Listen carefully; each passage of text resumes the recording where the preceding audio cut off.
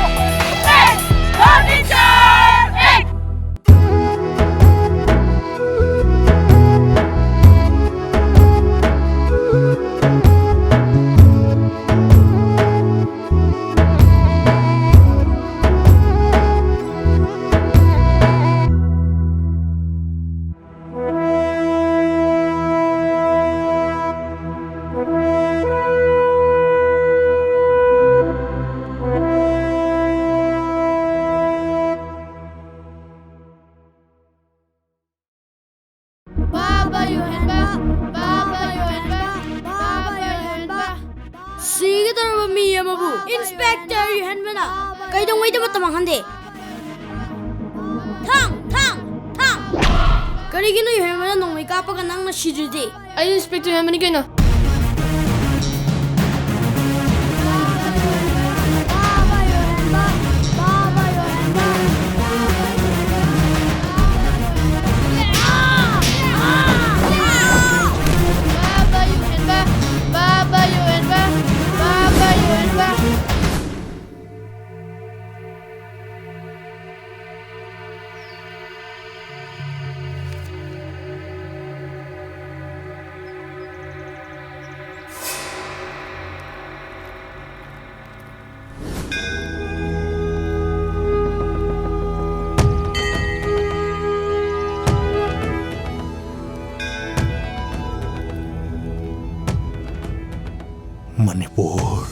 Manipur.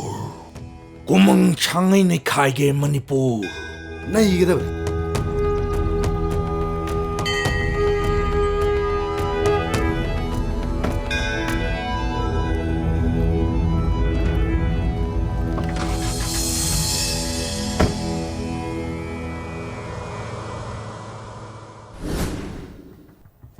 Ngase yug Delhi dagi Imphal tamna pairakhiba direct flight amadagi international market lupa koti ani hengadaba yamlaba drug sing Inspector Yohenba na luchingba special task force na fagat kre hozimaki oina kana gi address tra drug sing adu tharakpano haiba haidu uyadri adubu case asida lamdamasigi yaitong phamtongba mioi khara generamba yabagi thazaba leire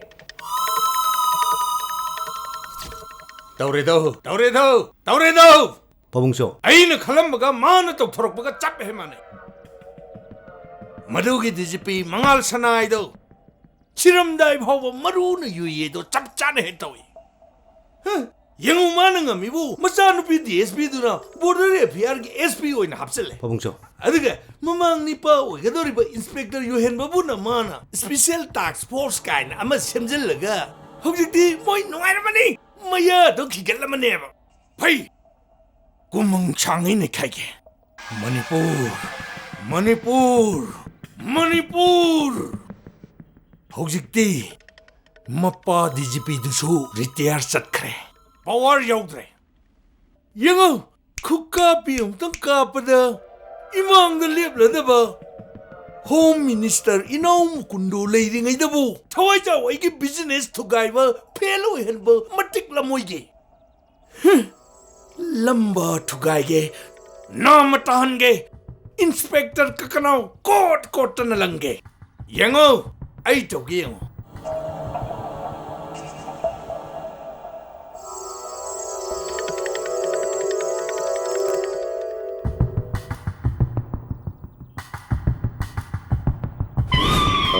Hello Paiviri bisubo ai nau mukundo natro Yamu, mane paijeri senanau mukundo ne. Young Kaleragene, Nanau Kidojo Hibno. Inaw na pairiba portfolio sibo. Home Minister gi portfolio niko. As Yamungishima. Onto, Nanau Kwaji you home nini. Nate Yamungi Shibo, Yamungi security period in a warri bro. Nate security Tajaro, bro. No. Hojik security tambaya bagi matang oidre. Politics ki puron kai nini. Yamanang on the wam hage. Masi nang tok the Yadavaniko. Yamuna High with the Nanau, he took Yawaberne. Doctor Tapu. Tumang and Jero. Could that take the Pantuk? I do the Hiragiko. Tapu Neamo. Inspector Yohenba Luchingba. Special Task Force to. Hey, Kudakda. Maru Pangna Mutalo. Aduga Yohenba do. Irang Kanba. District Amada. Call Akalango. Hey. Makoin na yambagi business da. Apan mo yam pirakadori. Hey. Nayaman hairiba sidabu nangna tabak oina pangthoraklaba nayaman khangna tawrakanida Yamo Nanau action Haibabu, Haying Pau Haking Biroki Dorage. I didn't know Tamjarage. Tame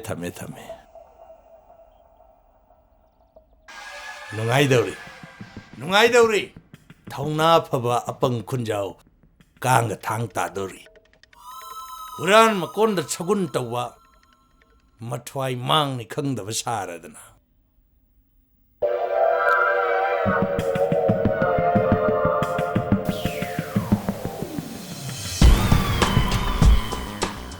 Hello. Hey, Mitibong! Minay! Bongjo. Nakoida ay na pigi ba? Machin mayami na ba mamit manaw sinta-sanda na ba pigi ba? Ano kaya ba siya pamdo? Kalay siya kaya? Ha? Nakoy ki puri kaw taki tahura ba na eh? Bongjo ko'y PDP banida. Hey, hayo. Hey, kanada pili ba? Ha? Kanada pili ba? Noy, nato na siya mayam taki mamang na wala na ba nato ki sana na ba pili ba siya pamla na hey? Nate Bongjo, 오시다 비브네바. Kanay wasi da pili ba? Esai yugi 오시다만 자오도 비브니 Bongjo. Hey! Tumleo! Ato na nini nang si Mitibong ay na hari si Mitibong ay na! Migin narcotic border FIR ki osido na piyo ay na hari ka nang esay yugi osido do ay na pisilito karingin oy miya! Nang esay yu ito ka nga bro, ha? 강대 Bongjo. Mi gari huran ba pana na ba ay na ling ba ni? Nung padok soy na nang bapur paro magiwani na! Bongjo. Inspector Yohenba si mangyam hagili. Bodagi SP sanuga manaraga. Makoy anina akoy business gili kunse. Lebang mangda mimang thon dito. Bongjo, masi tingodra dine. Akoyga baboyro. Hey! Ngasik macam mong ba ito kaya nagkikatawa natin?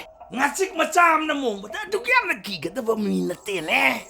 Miyoy na rin eh! Ay na di, noy marilay ba isay na wakta ni kanda na? Aeroplane laibige, jahaz laibige bokali. Noy ngamaroy. Noy na rin no na aeroplane sada na tongba ngamaroy ba? ngamnida Bongjo. Bongjo ng lebi ne dine. Akoy ne. Inspector Yohenba do. Lem tharoy. Mathoy lok toke Bongjo. Pare. Hayang bok din eh, noy tumilayo. Makata ba din ang Bongjo toge? Aduga, section na dilayo. Tame.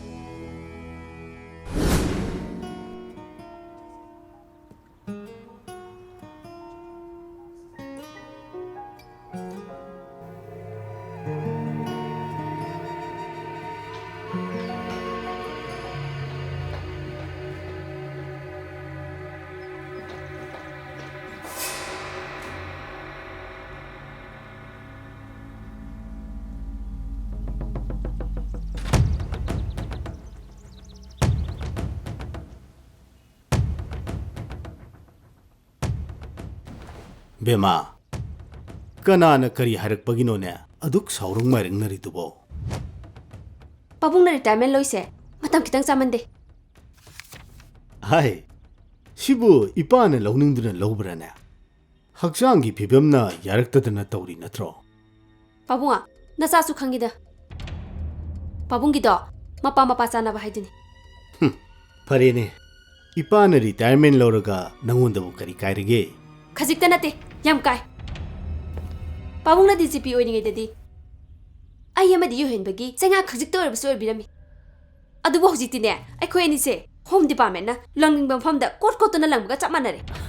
Ibema Madudi Ipana Suhong and Bangamaruidaba. Ting Basuyara Roidaba, Lamda Masigi, Lengak Longi, Chatnabini in Hay. Service Samatoru Banina, Karadi, Kangwataredana, ha! Ipadi, Lamda Masigi, Lengak Lonse, Yam Hinedre. Pothabas Nabu Parekale. Adu, Nasi Sana, Adugam Sauri Dubu, Kananakari Hairage.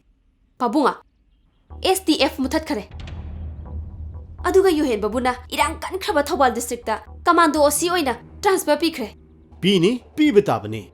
Pina bagi maramdi mana sinjaraga. Yohenba Nakadoradana. Migi adu amba drugsing adu mana pharure. Migi di mari makhongdu khangdanaba mabu lap na transfer tokthokpa tabani. Makhoigi force to muthatpa tabani. Bema police officer amane haiduna achumba pangtau tobu yaba lam natin he. Kanagumba mitsam amanabu aduk chawkhraba crore gi business adu tokbu ngamgadro. Kanana kari tawi habise masana takpa natro. Ipa, maming paningde, makoy harisini. Pabunga, nasalem na di kaktoy. Miyam gi ihaw sagat kani, CBI butikar hangani. As, nang gidi hek tobaga miyam gi ihaw. Pabunga, lebak se, miyam gini. Lamdam sigi MLA minister sing se. Lebak miyam gi mihut ngaktani. Hoine, kanana natti harigene, nang na haibado chumine, miyam gi mihutni, miyam na khanbani. Adubu, bhot kakraba matungda di maranai gi hek to oikiba. Sini. Pabunga, lebak miyam sibu matam chupagi oina tumduna adum leiragadrane. Leiroye, noma di soidana hogalakani. Hoi. Ipagi wakaldadi, madugi matamdo, yam watleng khalida. Pabunga, nasadine, lem na kak tharoi haisini. Makoy bu lem na kak tharoi haisini. Hoi. Ado, nunga yerunga kauna ba haddi tahan ganu ko. Noi dubu loi chaloda yareda. Matam jadre. Ngasi lakadori bo sido Inspector Yohenba haibaduni. adudi yam fawe haidana. Hera mana powder kyang going powder.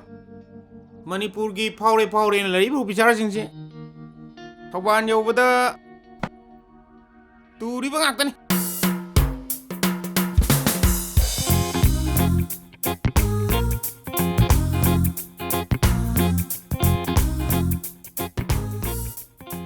Thoi, nangi lipstick to amta waizage. Nangi duna khara phajaba male. Aigi siba. Pira kebe ma. Se. Sangoi be ma.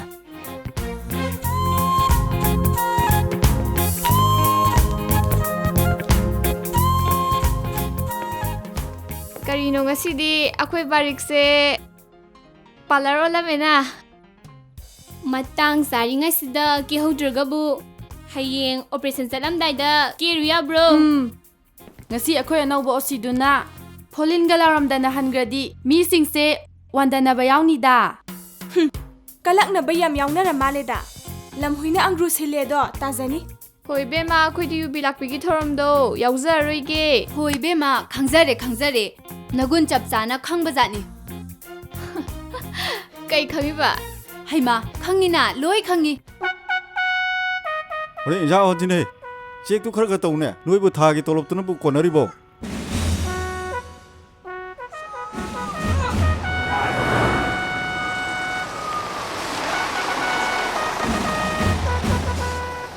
Hey, som thajolo. Som thajolo.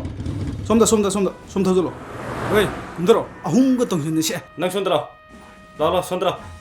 Kai silum na noi.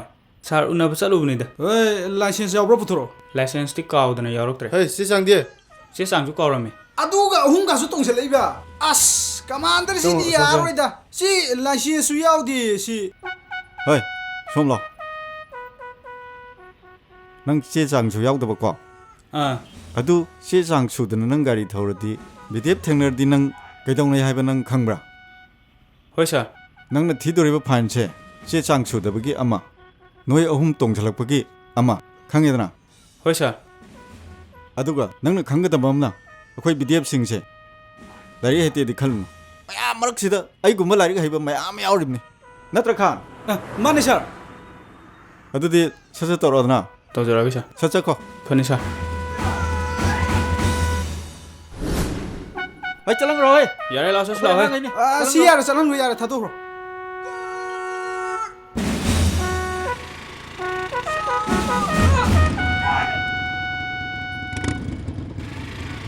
ꯍꯣꯏ ꯁꯤ ꯊꯧꯖꯜꯂꯣ. ꯈꯥꯝꯃꯣ ꯈꯥꯝꯃꯣ. ꯍꯣꯏ ꯀꯨꯝꯊꯔꯣ. Licence ꯌꯥꯎꯕ꯭ꯔꯥ? ꯌꯥꯎꯗꯦ. ꯍꯣꯏ ꯆꯦ ꯆꯥꯡꯗꯤ ꯑꯗꯨꯁꯨ ꯌꯥꯎꯗꯦ. ꯁꯥꯔ ꯌꯥꯎꯗꯦꯌꯦ ꯀꯔꯤꯝꯐꯥꯎ. ꯑꯗꯨꯗꯤ ꯇꯧꯐꯝ ꯊꯣꯛꯄ ꯈꯔ ꯇꯧꯍꯜꯂ ꯆꯠꯍꯟꯈ꯭ꯔꯣꯗꯅ. ꯈꯔ ꯇꯧꯔꯝꯕ ꯌꯥꯏ ꯑꯗꯨ. ꯁꯦꯜꯗꯨꯅꯦꯅ ꯌꯥꯎꯗ꯭ꯔꯦꯗ ꯁꯥꯔ. ꯁꯦ ꯌꯦꯡꯉꯨ. ꯆꯦꯛ ꯇꯧꯒꯦꯁꯦ. ꯁꯦ. ꯌꯦꯡꯉꯨ. ꯑꯁ ꯀꯝ ꯌꯥꯎꯗ ꯃꯥꯜꯂꯦ. ꯌꯥꯎꯗ꯭ꯔꯕꯣ? ꯌꯥꯎꯗꯦꯅꯤ. ꯁꯥꯔ ꯁꯤ ꯀꯔꯤꯝ ꯌꯥꯎꯗꯦꯅꯦ. ꯍꯦ ꯄꯪ ꯃꯇꯝ ꯃꯥꯡꯅꯕꯅꯤꯅꯦ. ꯍꯧꯒꯠꯐꯝꯗ 20-30 ꯇꯧꯔ ꯊꯥꯗꯣꯛꯈꯣ.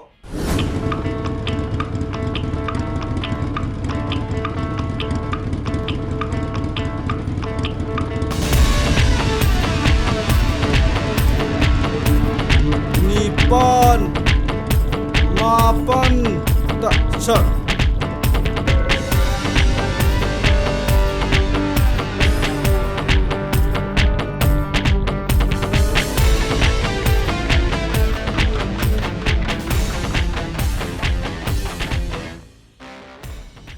Yare to, nang kidoro paino.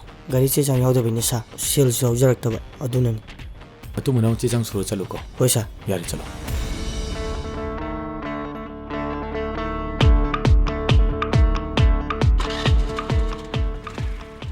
Ni commander kanano? Sir, asil le. Ay ni sir.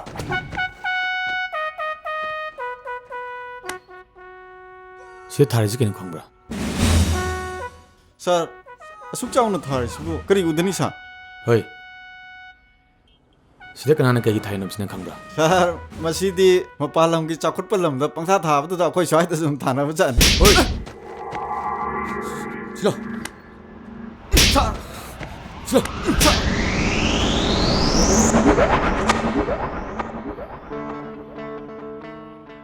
Hoi, nang ngai ni wariba police have sin famje. Libab me mongak senaba amadi. Mating panabu link police force names nang kawana. Hoi sir.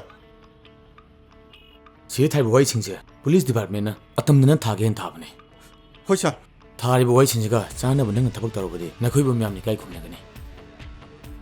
Aduga matung munawdi thari boy chingje oin tena thabak taroba. Myang muting pangdamni ko. Khangidana.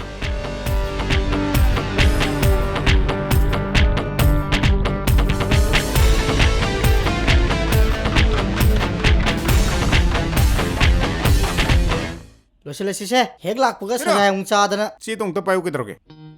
Ako ju thaba ahama changpada puksin sengna thabak toromidudi. Taroktrane. Aikhoina wana mi phai. Aduga makhoina nungai thadokini. As aikhoi ju hingde yadabanina. Amu dum tarisini. Ma ju khara lairaga dum amu mai tajaksani. Faginate. Ma lau cheki bisko singdo haigala kraibani. Sanabiyo. Inspector Yohenba di SB report horo. Ha.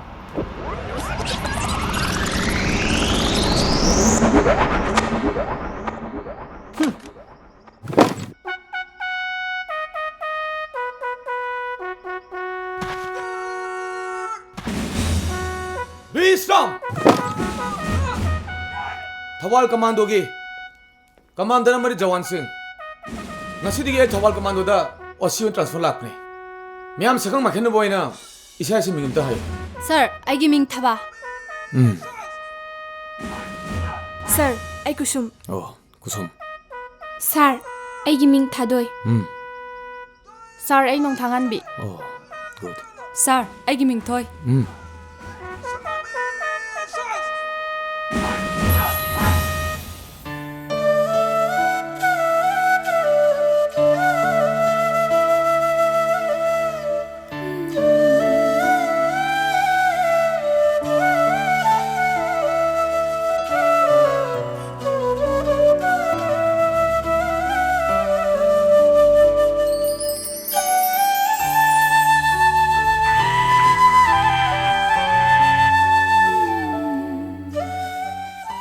Hello.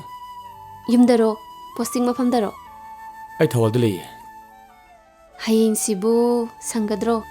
Kare ruba legi hairoba. Adohan hairoba. Maram du kaiginoba. Sangagadi amutau nasira. Maram du kaiginoba. Nang yam haining dragadi ne. iPhone tamage yare.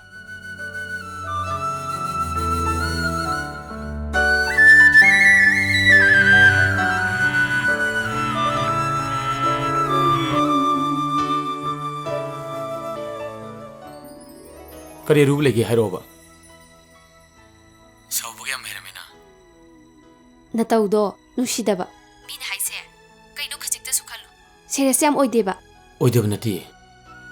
Lakdam fungdubu yumdaro. Natruk office tara. Yumda sunatte, office ta sunatte. As mafum da habi adraboba. Yade. Ado civil dress ta Nicola toido. Maram du kaiginom tande haruda.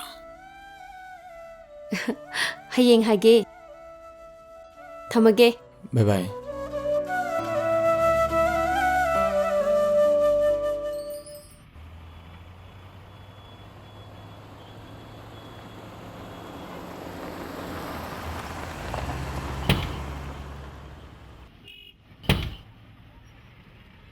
Hey, niyo sai kamuko.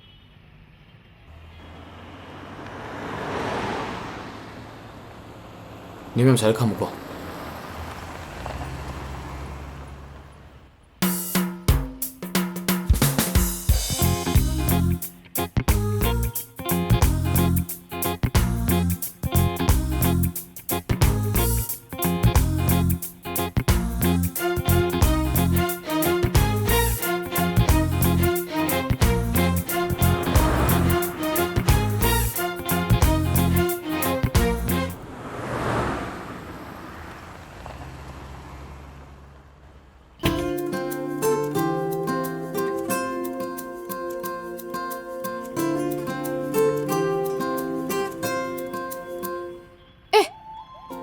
Yungwe.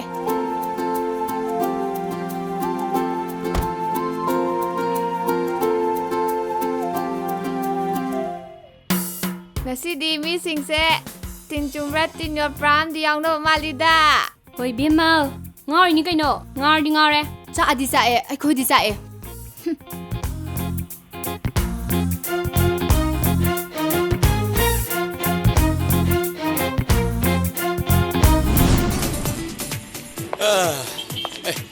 Ichen miyam charamia. Ngasidi ai gem nungai unumi ni hey. Kaino yam nungai ribo? Sumdobani. Diawali khawba moi nupa macha mari manga haidra. Hujikan gi naharon haidra. Moi mari manga amadi ngasi ai khubak si luigrabni mi. Fana ukaline amadi. Aina fana khaw ma de chin gibne ba. Suk wang phalang gum bujin ma jong ki tawba. Aina ma khonga ta na phaga phalang si phala na haide buni ne aina.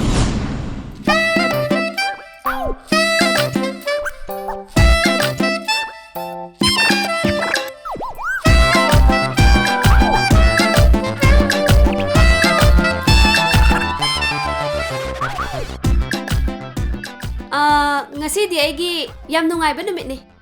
Bag sisu khara tongi. Mayam chaning ba sabiu. Ai offer tawjage. Boy. Au madam. Chanaba mayam se chanaba kharang ta piu se. Hoi madam. Sigi se piu. Ngasi di aina lambi da sum lakpada. Thengnaba pakhang mayam se. Aina mit khat tana laknabada. Thengjanaba yaw. Tusanba yaw. Khongbanda thokdaba yaw. Amadine. Mathamoida tinglong palaba jane. Lambi da ne. Hangoi borabi. Tatana ta khaiba dauna. Phok launa. Salla tawbai wane.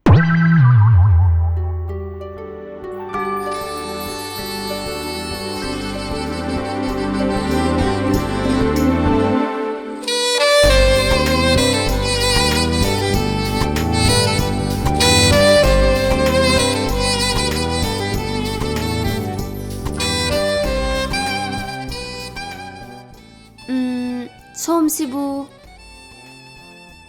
Kangum Lakum. Oh, I just Yohenba ne Yohenba. Oh, chumi. Inspector Yohenba.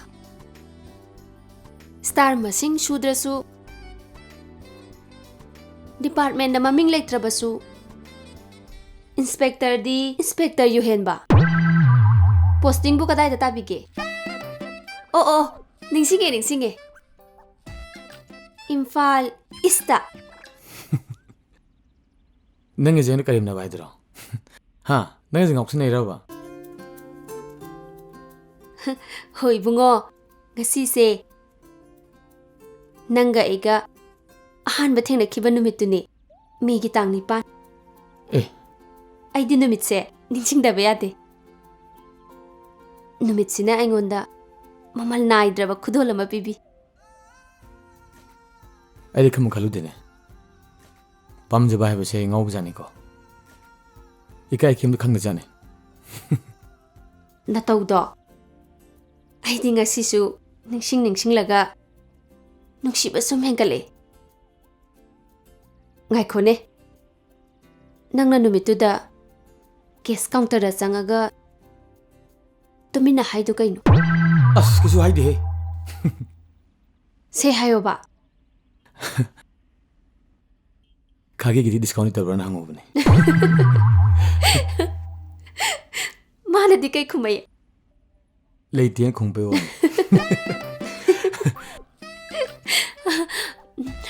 Yum kyam lo shalage. Dore ka dore. Nangi se ngaingam do man kheda.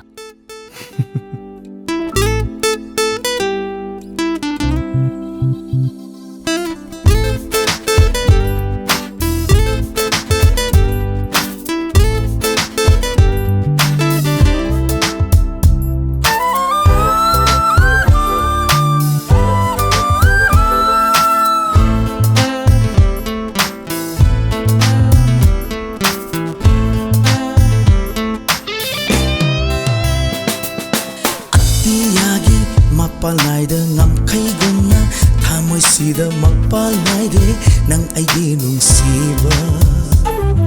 Yuktak matki tam lakong bal oy kigada bakatay na oy halbino ng ay gipantung di. Nay ngamda mong chat ni ne nung sige mong chat se. Natam kuina nung sinaba.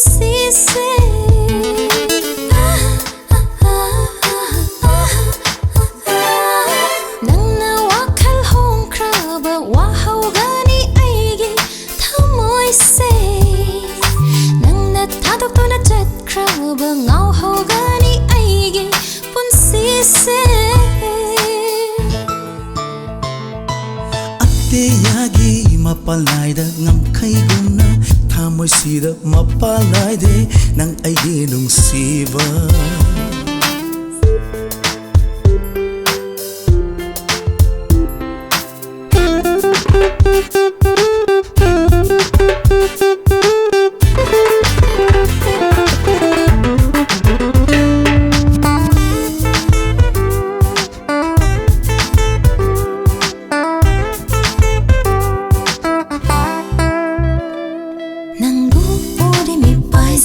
Udri ngawi uning bana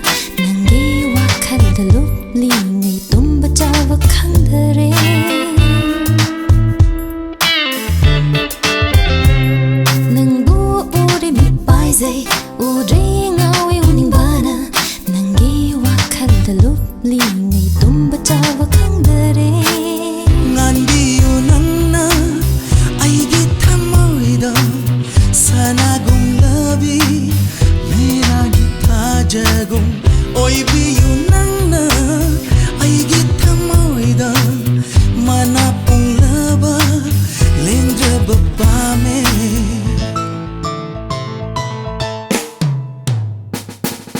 ꯑꯇꯤꯌꯥꯒꯤ ꯃꯄꯥꯟꯂꯥꯏꯗ ꯉꯝꯈꯩꯒꯨꯝꯅ ꯊꯃꯣꯏꯁꯤꯗ ꯃꯄꯥꯟ ꯅꯥꯏꯗꯦ ꯅꯪ ꯑꯩꯒꯤ ꯅꯨꯡꯁꯤꯕ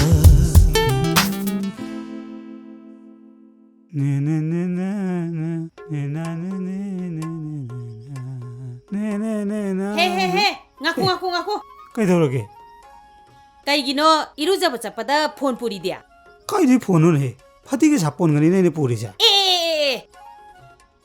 이바니다니 ꯌꯨꯝꯁꯤꯗ ꯂꯩꯔꯤꯁꯤ ꯃꯣꯟ ꯃꯈꯥꯗ phone ꯂꯩꯍꯧꯗ꯭ꯔꯤꯁꯤ ꯀꯅꯥ ꯂꯧꯈ꯭ꯔꯒꯦ ꯆꯥ ꯆꯨꯝꯗ ꯂꯩꯔꯝꯒꯅꯤꯅꯦ ꯅꯪꯕꯣ ꯑꯩ ꯌꯦꯡꯉꯕꯅꯤ ꯂꯩꯍꯧꯗꯤꯌꯦ ꯂꯩꯇ꯭ꯔꯗꯤ ꯑꯩꯁꯨ ꯈꯪꯗ꯭ꯔꯦ ꯏꯃꯨꯡꯗ ꯌꯦꯡꯉꯨ ꯆꯠꯂꯨ ꯍꯧꯖꯤꯛꯄꯨ ꯑꯩꯕꯨ ꯑꯉꯥꯡ ꯃꯆꯥꯗꯨꯅ ꯐꯣꯟ ꯁꯥꯟꯅ ꯂꯩꯈꯤꯗ꯭ꯔꯣ ꯐꯩ ꯑꯩ ꯌꯦꯡꯒꯦꯀꯣ ꯂꯩꯕ꯭ꯔꯥ ꯌꯦꯡꯒꯦꯀꯣ ꯑꯩ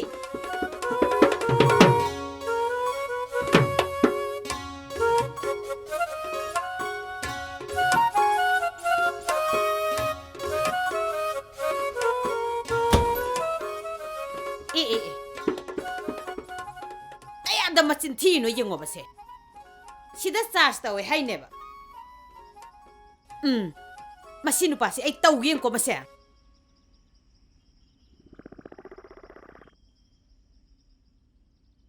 ꯍꯜꯂꯣ ꯍꯜꯂꯣ ꯀꯥꯏ ꯂꯩꯒꯦ ꯑꯣꯚꯔꯕ꯭ꯔꯤꯖ ꯃꯌꯥꯗ ꯂꯩꯌꯦ ꯀꯩꯗꯧꯔꯤꯕ ꯐꯤ ꯊꯥꯕ ꯀꯥꯔꯛꯄꯅꯦ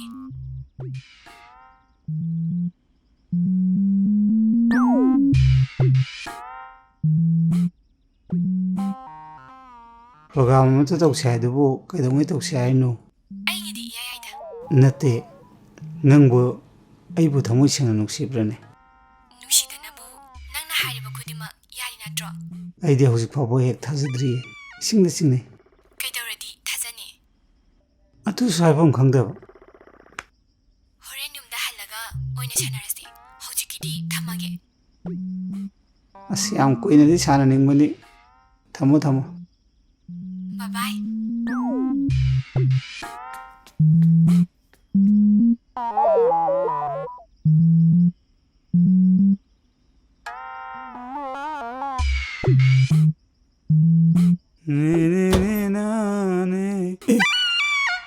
ꯉꯥꯏꯈꯣ ꯂꯥꯛꯑꯣ ꯊꯣꯛꯂꯛꯑꯣ ꯂꯥꯛꯑꯣ ꯀꯩꯗꯧꯔꯒꯦꯕ ꯂꯥꯛꯑꯣ ꯊꯣꯔꯛꯀꯦꯕ ꯅꯪ ꯍꯟꯗꯣꯛꯑꯕ ꯂꯥꯛꯑꯣ ꯊꯣꯔꯛꯑꯣ ꯈꯔ ꯇꯞꯅ ꯇꯧꯅꯦ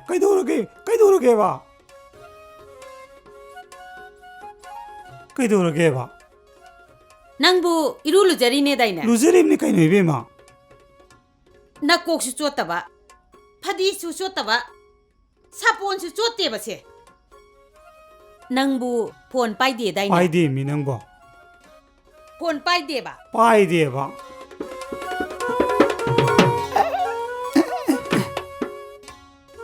ꯁꯤ ꯀꯩꯅꯣ ꯕꯁꯦ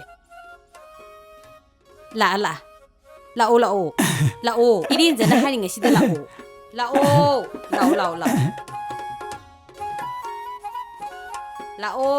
ꯀꯩꯅꯣ ꯃꯤ ꯅꯪꯅ ꯇꯧꯗꯣꯏꯁꯤꯕꯣ ꯑꯩꯕꯨ ꯋꯥꯈꯜ ꯑꯃ ꯏꯇꯥ ꯇꯥꯗ꯭ꯔꯦꯃꯤ ꯀꯩꯅꯣ ꯈꯪꯉꯅꯤ ꯆꯠꯂꯣ ꯀꯩꯗꯧ ꯍꯥꯏꯕꯅꯣ ꯃꯤ ꯅꯪꯕꯣ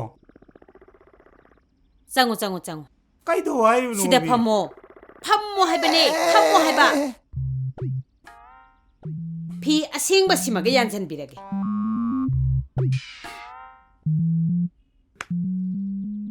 세세 와서 가만히 서와 이놈이 까리 와상을 서와 할시보 호 낭나네 바룸다네 이루자바다 와리 사기바도 아두이도 와서 아두디 봄자가 와리 사버니 미능보 이봄자 와이디 샤오다나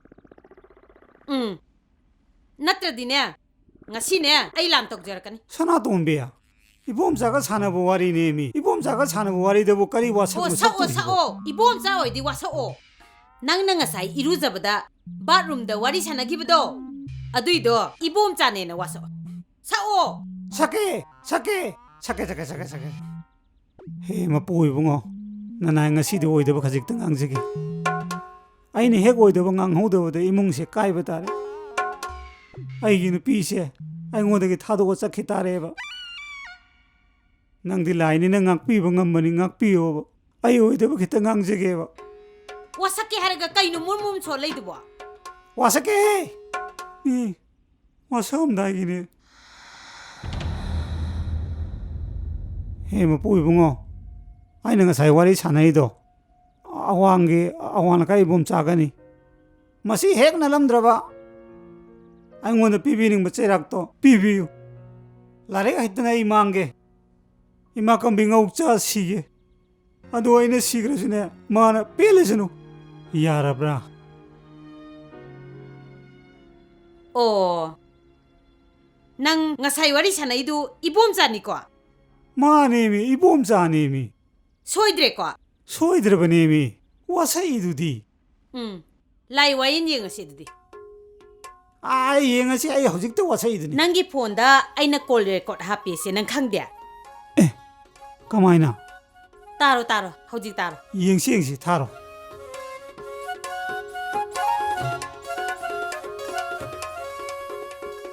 se masi tharaga yengan dese ngaiku chatpa yaroye se sitao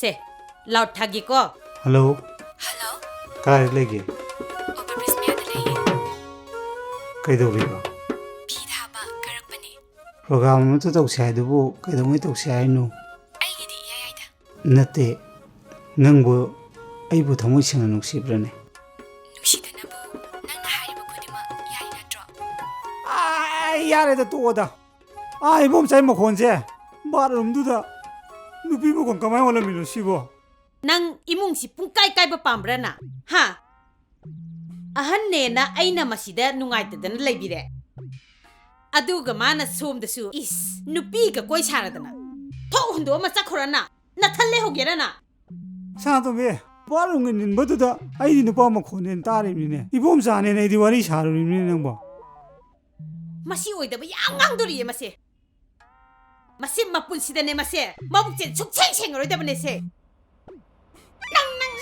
satu biya masi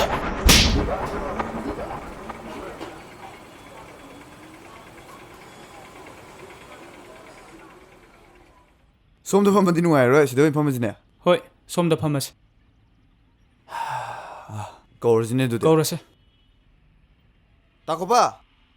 Tare. Hidak lilim ko sana mo kita upio. Inok sa kaino. Hidak lilim ko sana mo kita upio ba. Inok sa no waro gadi. Iyam ba hidak yondren he. Asing ba iro ne. Asing ba ni ne. Khangde. Khadero wangdero ta thobu thir biro. La ising se sel pai ba ngatani. Ta de shupini.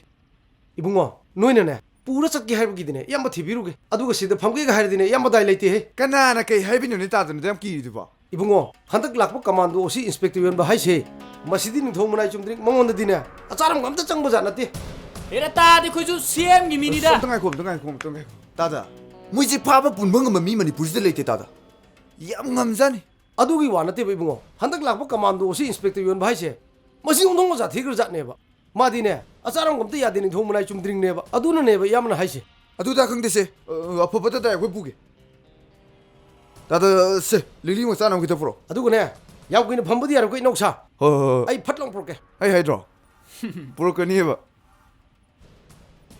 हे अदुगने नोइ कुइबदि यादि को अदुगने सचत तरो लोसलो मपानदा इमि यंगे नोइ कुइबदि यार को याम थुन लोसलो को कुइबे यारो हे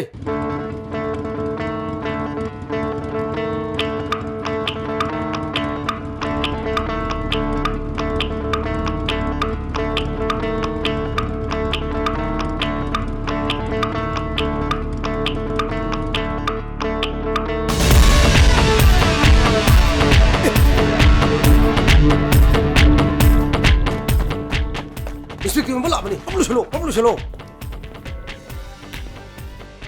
हाय मैं दुले चलो era कोई जो सीएम गी मिनिदा खंगजे दे तई नि का द्रो इंस्पेक्टर होय यु ngak thake nang ma panang du song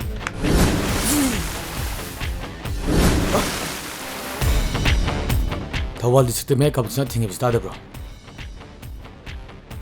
CM की बचाव बसो CMꯒꯤ ꯃꯔꯤꯝ ꯇꯧꯔꯕꯁꯨꯅꯦ ꯃꯌꯥꯏ ꯀꯥꯕ ꯆꯤꯟꯖꯥꯛ ꯆꯥꯔꯕꯗꯤ ꯑꯁꯤꯒꯤ ꯃꯊꯤ ꯃꯊꯨ ꯍꯥꯏ ꯃꯤꯗꯤꯅꯦ ꯏꯟꯁꯄꯦꯛꯇꯔ ꯌꯣꯍꯦꯟꯕꯅ ꯂꯦꯟꯕ ꯈꯛ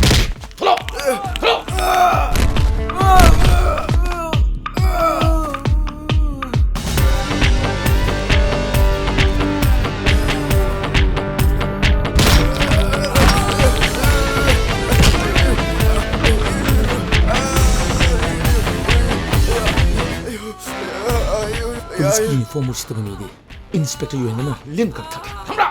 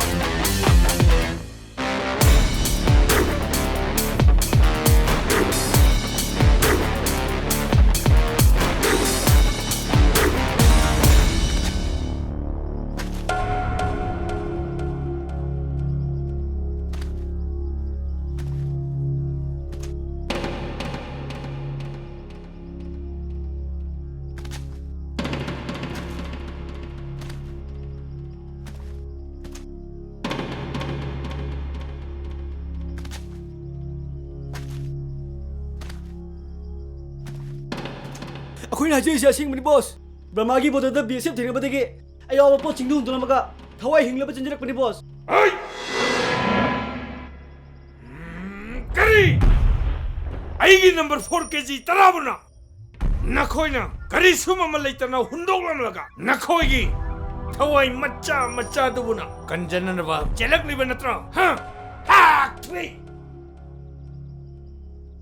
ꯕꯤꯖꯤꯅꯦꯁ ꯇꯧꯕ ꯍꯥꯏꯕꯁꯤꯗꯤ ꯂꯂꯣꯟ ꯄꯣꯠꯇꯨꯅ ꯅꯁꯥ ꯅꯁꯥꯒꯤ ꯊꯋꯥꯏꯗꯒꯤ ꯍꯦꯟꯅ ꯂꯨꯅ ꯈꯟꯒꯗꯕꯅꯤ ꯅꯁꯥ ꯅꯁꯥꯒꯤꯗ ꯈꯟꯕ ꯅꯈꯣꯏꯗꯤ ꯕꯤꯖꯤꯅꯦꯁ ꯑꯁꯤꯗ ꯃꯈꯥ ꯇꯥꯅ ꯌꯥꯎꯕꯒꯤ ꯀꯥꯟꯅꯕ ꯂꯩꯔꯔꯣꯏ ꯑꯩꯒꯤ ꯃꯃꯜ ꯌꯥꯝꯂꯕ ꯄꯣꯠꯁꯤꯡꯕꯨ ꯅꯈꯣꯏꯅ ꯇꯔꯥꯏꯅ ꯃꯥꯡꯍꯟꯕꯒꯤꯗꯃꯛ ꯅꯈꯣꯏꯒꯤ ꯃꯃꯜ ꯌꯥꯝꯂꯕ ꯊꯋꯥꯏ ꯃꯉꯥꯁꯤꯡꯗꯨ ꯉꯁꯤ ꯑꯩꯒꯤ ꯅꯣꯡꯃꯩ ꯃꯔꯨ ꯑꯃꯃꯝꯅ ꯂꯣꯏꯁꯤꯟꯕ ꯇꯥꯏ ꯕꯣꯁ ꯃꯗꯨꯗꯤ ꯇꯧꯕꯤꯅꯨ ꯕꯣꯁ ꯃꯗꯨꯒꯨꯝꯕ ꯇꯧꯔꯣꯏ ꯕꯣꯁꯀꯤꯗꯃꯛ ꯊꯋꯥꯏ ꯊꯥꯅ ꯁꯥꯖꯒꯦ ꯕꯣꯁ ꯕꯣꯁ ꯃꯗꯨꯗꯤ ꯇꯧꯕꯤꯒꯅꯨ ꯕꯣꯁ ꯑꯩ ꯂꯨꯍꯣꯡꯒꯗꯕ ꯀꯨꯏꯗ꯭ꯔꯤꯕꯅꯤ ꯕꯣꯁ ꯅꯊꯋꯥꯏ ꯐꯥꯎꯗꯤ ꯄꯥꯝꯃꯨꯔꯤꯕ ꯖꯥꯠꯅꯤꯅꯦ ꯊꯣꯝꯕ ꯕꯣꯁ ꯕꯣꯇꯜ ꯑꯅꯤ ꯄꯨꯔꯛꯑꯣ ꯍꯣꯏ ꯕꯣꯁ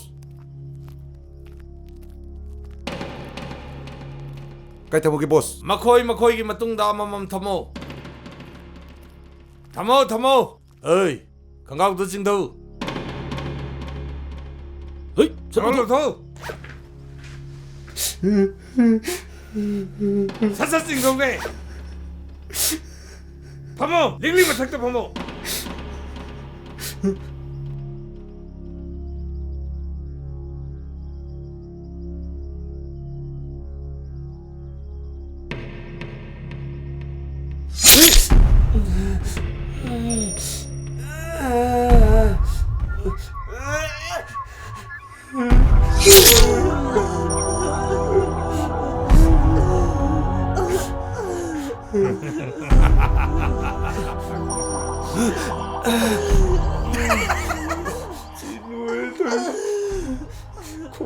यारे हगलो मतुंग मनाव मोन तोरदे नथवाई दो लौगदमनी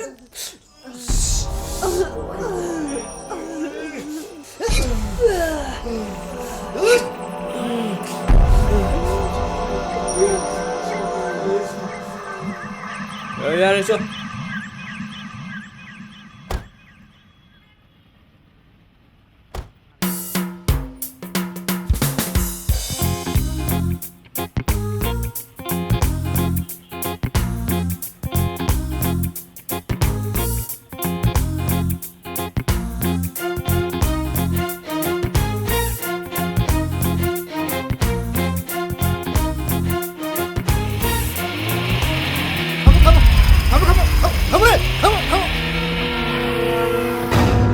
गाड़ी तो मत है शायद तो चिलो ये मिक्सर लिखो Gari kuthong na dubo. Kaidaw ba yaroge? Gari to matay sa toksilo. Kumo. Kay gituang do no. Nay kana no khambra. Ha. Ai khabane khangra. Home Minister ki machano ba khabane khangra. Junam sidi. Tamo ikoi se tongdaba yadana tongjabani. Kumbi batare check up tongjaba tare. Ai khabane da. Home Minister ki machano ba khaba khangra. Ha gira thumgira. Mina kumbai di kumba tabni nang. Ai, shoga sadine. Ai, sopro. Sodo pro me. Ai noi commando jo gali laba. Pro. Nang ikoi ke sar juhen bor di nang ngasane khupak cha ga dabni. Ai oibini nang. Kumoi du kumo. Ai, kedo kum no. Noi nei bole ba mya mang do khogoi na ya mi ro. Ha. Ai, sung kumoi. Noi kedo ga no. Na wa lo de, noi tong ning to ro. Ai, sila. Kaya no. Sir, Home Minister ki masani yam geng. Check ka togi ka mata ya. Ai to kilo.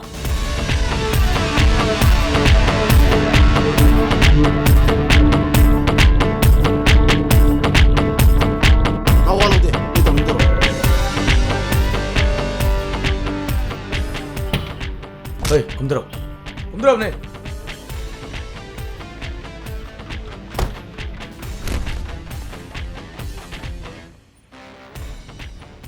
Kanai machane ba? Ha? Home Minister ki. Home Department di youth gai thobiya din kana lauri. Aduga Home Minister machanang na khong mule pangam de gai yu ngau gai thowi ni na ha. Thogai ni.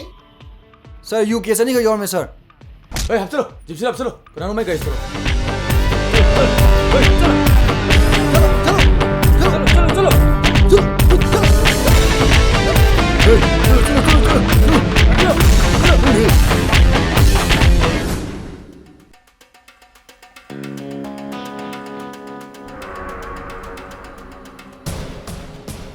이샤기 공대 신경내 연신제 바이도 핵투이다.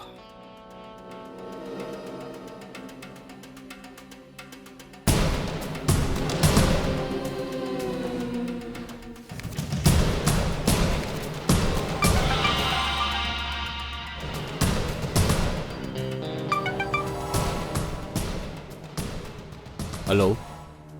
Hello. Tawani SP라. Mani kana ubiram no. Ai Home Minister ni. Sorry sir. Ai khangja hodre. Kari takbi gadaba sir. Aigi Shanupado Mamanabagi birthday ama sakani idun sakibani. Mamanabu mayam punbada khara paisal lura male. Ahoy. Halak pada yunam namena nui thawang commando na phajil male ne. Angang do nui PS yor de khar thadoro. Lokap ka Yohenba yabna te ko. Phani ai thadok sarke. You mok chenjaro haibra sir. Nui thilakan. Ay angang lobo tharke. Phani sir. Nui commando singdo minister khoi gi sakmai khara yenga haibne. Haije sir. Dudi thamage ko. Phani sir.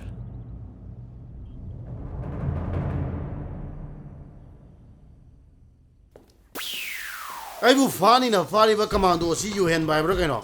Asi mathok di padan lai tab jane. Thaduk ka daba kangu na thaduk tring ngai le ni jima kang pote. Magi do toge tori ni. Mathi itho ke ne lakna ka dabni. Ai di thoy kan de ne. Ai di da ka rang ngau ne. Khoi babung ni am thi kai lam do ji. Magi mamai kam te yeng bi de na. Hai.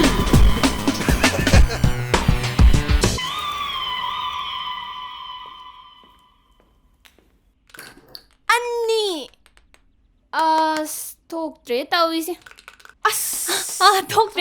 Thoktre. Noi ludo sem tangai ko se. Kai nu be ma. Ai wam hai bi ge. Kai wana. Noina Yohenba na ngauna ri do. Phongdok ta di kish kana roi be ma. Phongdok ta banu shibadi ne. Lanthi phai haina bani ko.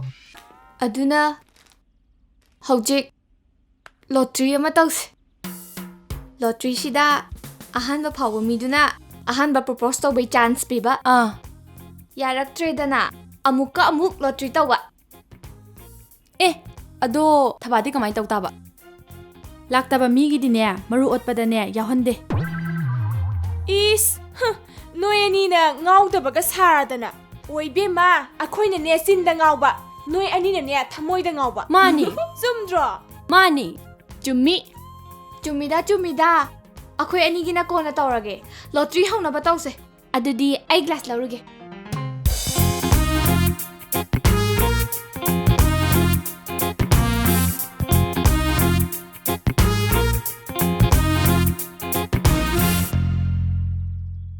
As I found the panida.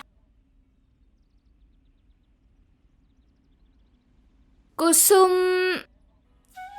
Paubiba. Powdre. Nungai ze. Se. Taza. As I paubiba. Sima su powdre.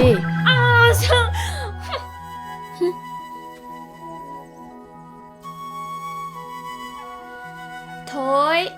Paubibi. Tao xíu rồi đấy.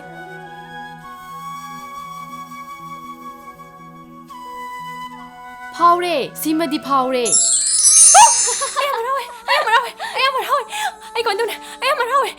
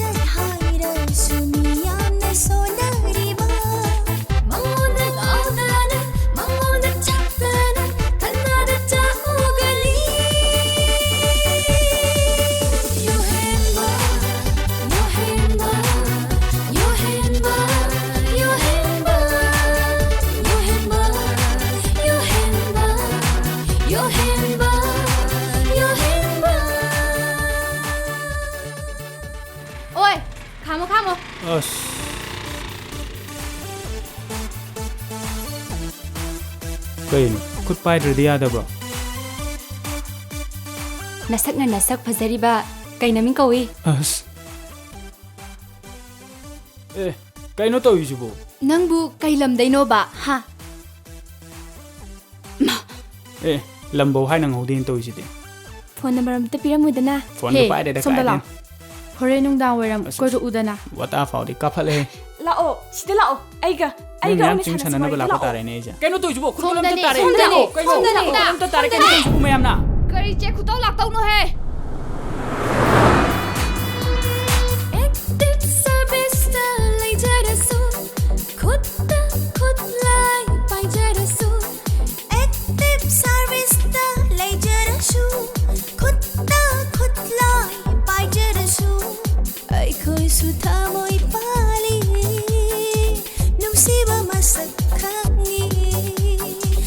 Ai khoi su thamoi pali nung siwa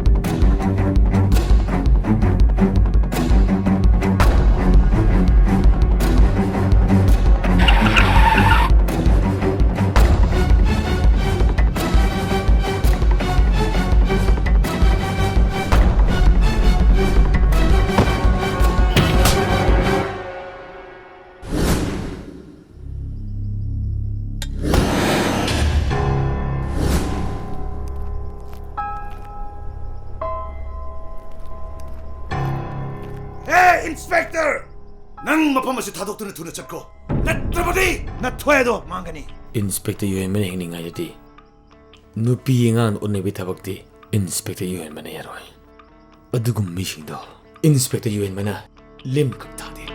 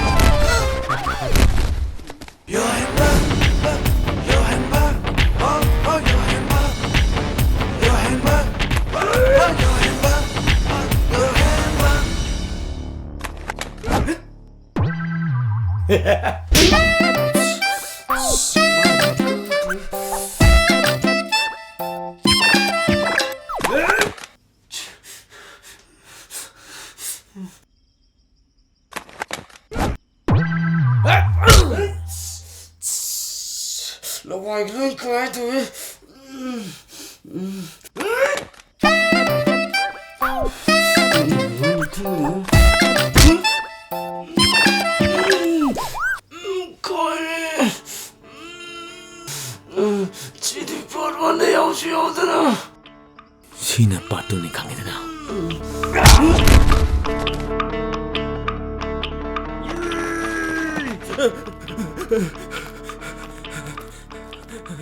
चलो hello चाहिए मुन्ना करो चलो अपने नंग होरेन चाहिए सिपिलो ना तुम चलो यार से कलो कलो बॉस नंग कने कलो नमु कलो कलो 강니 능 बॉस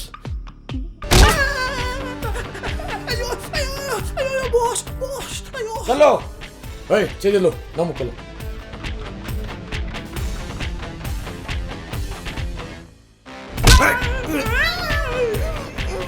चाहिए कलो कलो कलो चाहिए कलो अमु कनो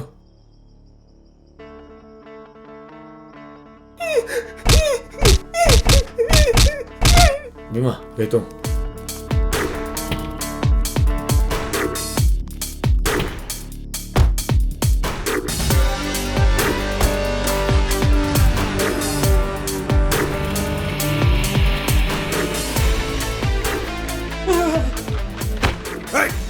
약간 보여줘요 너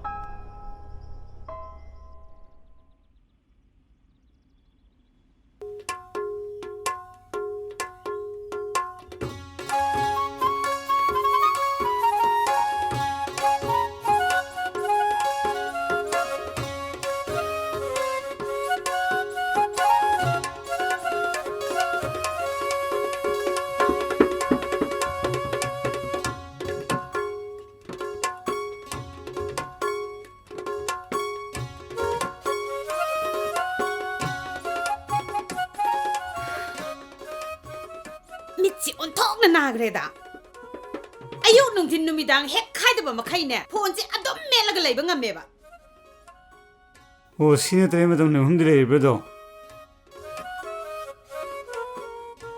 하이마 페이스북 니네 아이나 낭원다 페이스북 빠르노시 낭 야드레네 하 야드레바 아니 페이스북 봐나 3-4 시까지 놈이 피는 거 호 나람 짰또 좀 아이게 들어게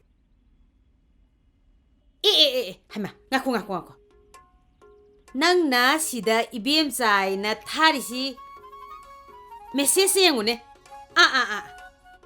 나 타모이 생나 타리브라 나트라가 사나리브라 하요 생나 하요 그다 이게 생문놈이 오 카이바 낭 ngasi 짭짭이 망나 바다레 라오 낭 짭짭이 망나 시바나 타도 해 낭 짭짭이 망나 시바나 낭 아이나 페이스북 파이노시 야드레나 ha nang yadre na nang kaurora ha kaurora aigi isegi masa commando yam satibado nang kauragya ha aduga nang narin do sumnaba takai halage nang commando lubi nang dro commando lu sibo ai gisne icha sabo commando faumle fugai nan mata edna nang khang ne bana hey mobile pira mun hey masigi phone se sidani aina thugai raga lore masida thugai raga lore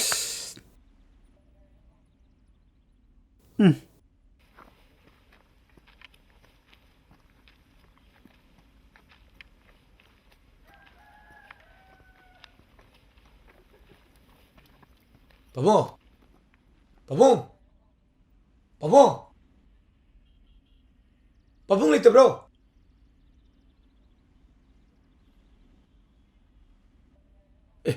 Haima. Yohenba natro. Mani Idumcha na silem sibo. Idumcha su hingna na vaina. Nangbu paugam ta tadra ne. Pabu di taba. Aduda kanadno kai wadno habse khangoudraba. Ngako atai lairi. Nang lakpa se tanyam chare. Idumcha ne nangbu kamaina koushige na amtang khandana lerami bane. Kaino. Kaidawlage Idumcha. Yengoi nakhoi nakhura atonba se nang lai ngai sidane amtang wara amdaba yadre. Kaino. Kaidawlage aisibo. Mase mobile dane nupi angang dane yam ngausanare. Idumcha jo mobile dagi ne na tahida. Aduna ne pakhatlise laiba ngamdrise. Pare Idumcha. Kauthurone. Ai kauthorage ko. Kauthorage.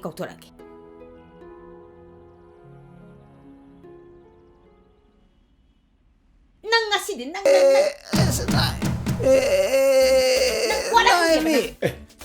Babung. Nachane babung. Lakchai babung. Yohenba nang ngoire. Ahoi babung jidi sien pakhalak pudigi hingon ga jano ble khatna. Ano wem lepselam mene. Hey, Shiro, nang nasan pa haise. Mani narin do tinghan kita ubane. Follow. Sorry babung sorry. Ahoi Idumcha na khanga tawri ni da. Idumcha. Ai babung se. Idumcha gi mai ko gana khura tumba se. Ai gi am nushine loine jaba ipa sabu babung ne. Babung gi mrata le jerubudi ne. Ai ne ngasi police uniform selaga police oi phangjari bse. Oh, Idumcha di khangaudre dana. Marin tienge warak hange na khalure sidi. Mai mi ora medana. Babo. Nachan lakchari bse. Ai babung da wam tanaji gi laksabne. Ado mingkok ju kayan kauduno. Kaide. Nana kaunungba ma heta kauda. Kari wano ne tana chharibo. Babung sumdobune. Aigi yum sabzu le chalabni na. Aigi lom khudong bai matamdo. Babung ne lepiruna ba. Kana no ahlam khra horaga. Amtang chapiyo na haigi laksabne. Yare ne matam chare ne. Ado noi mamu hoido ayum ta tana khige. Kana chasige do. Ado matam du lepaga ne ai nangonda hairake. Hoi. Asom da sune nangna pau khra pikro. Hoi. Idumcha na ju mamal khra haibiro. Aikhoi di mitop nina. Kari mitop ni Idumcha. Idumcha ai myam changdan hona gadamni kaino. Idumcha amu chawi ko. Babung chawi. Hoi. Ningthina chatlu ko. Is asine bai phone do ni gara. Masi. Nang to du sa to bia.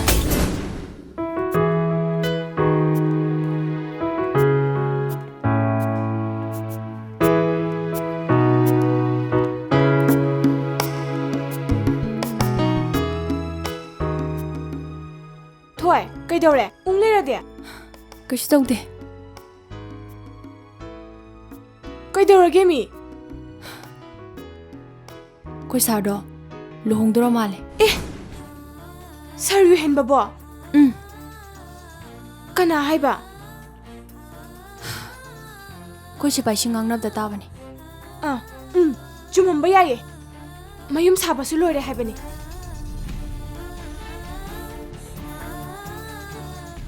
ꯑꯩꯈꯣꯏꯗꯤ ꯑꯗꯨꯝ ꯇꯣꯍꯧꯇꯥꯕꯅꯤ ꯅꯠꯇ꯭ꯔꯥ? Is nangna narindi panjadraga.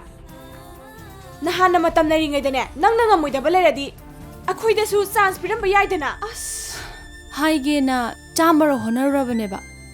Manak yoraga hekta ngamdaba. Adumaina ungleradi ne kashu kanararoi. Luhongba makti natridana. Hojiksu matam nairi. Napuningi wado sira si changna chang phongdoro salo. Sardo mathanta magi kada lehobane. Ai hojikta adomdagi thulaine. Chatlo. Chatharoba. Chatlo mi. Hoida. Taibangna tongna sunataba. Sira si changna chang. Phongdari phongdorage. Ai chatle. Ai ma. Best of luck. Sir. Oh, 정우정.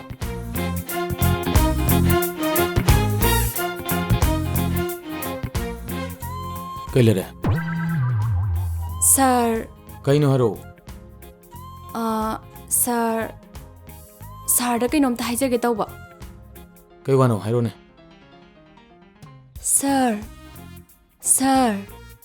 Sir. As, sir ikon hairage da. Hey, ngakhune. Chatke hairusu hayang du wadir hair chaludana. Sir.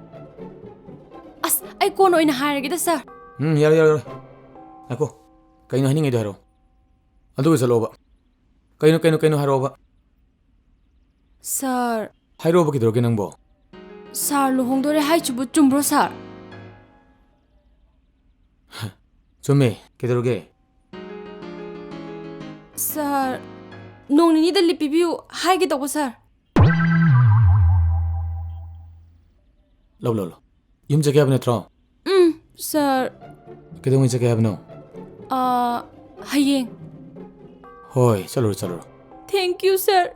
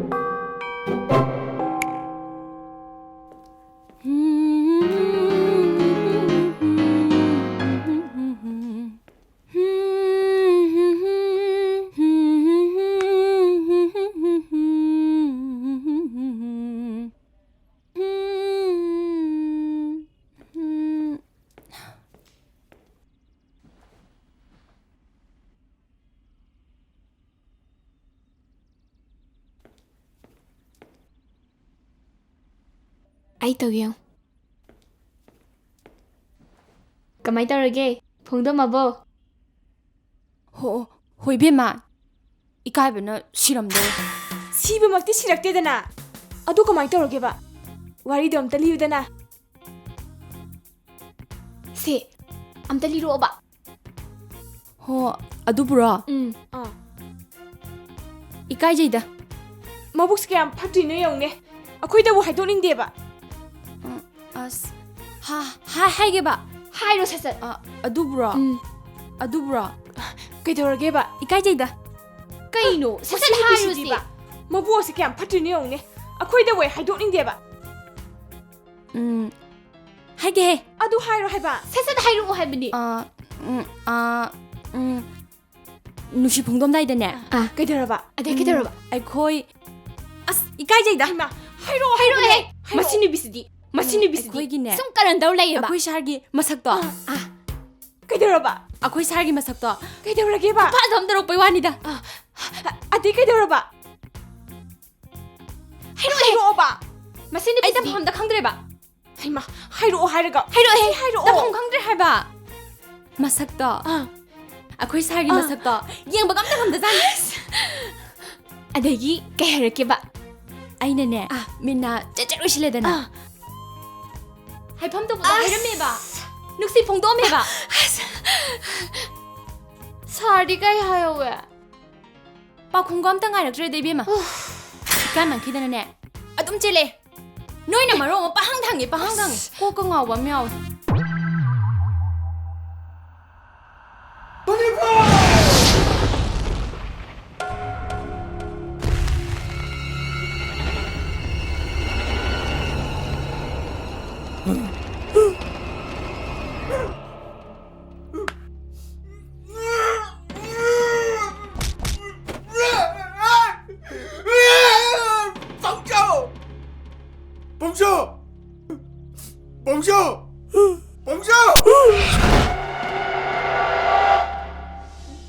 Bongjo, nasa jauh bener. Coba, sigar benang na, betul keram na leba.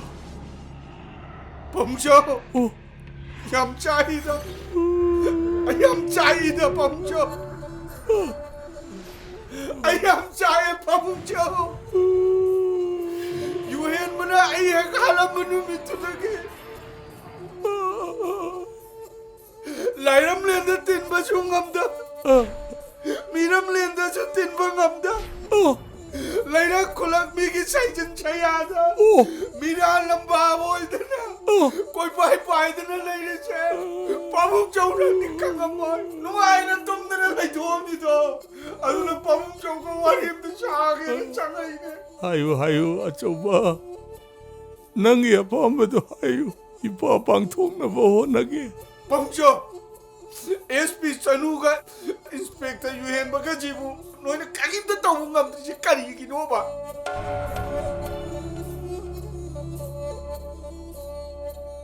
Nacha at pagi laman di khungge di khandra na, pamungjo na ningai da tum na lai thuye ba. Lairam lenda tin ju tin ngam da, chom da na aina. Ama da kai di Asli mama mangre na, ama takta kiti lai macam mayam na koti di balai ba. Au pau na long thok na au chale.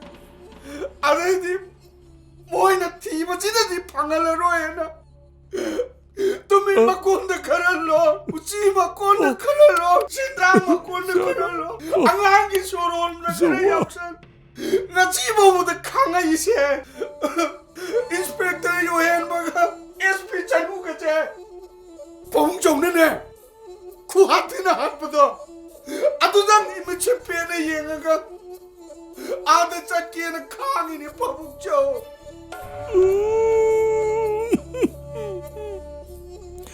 Coba ipa laman khumnaba honage. Bongjo, soin ko. Icha hat khibagi laman khumge. Aduh, Bongjo, marak tak kau dana bane, ninjang dana lain bane. Ay kera tam na rake ko. Coba, madudi, nang Bongjo hay na di hay, tam na rakano.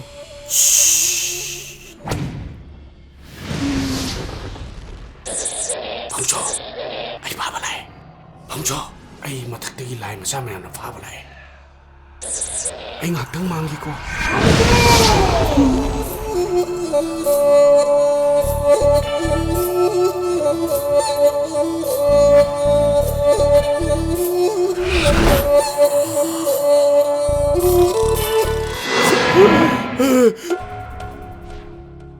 Coba, hey, coba. Uish.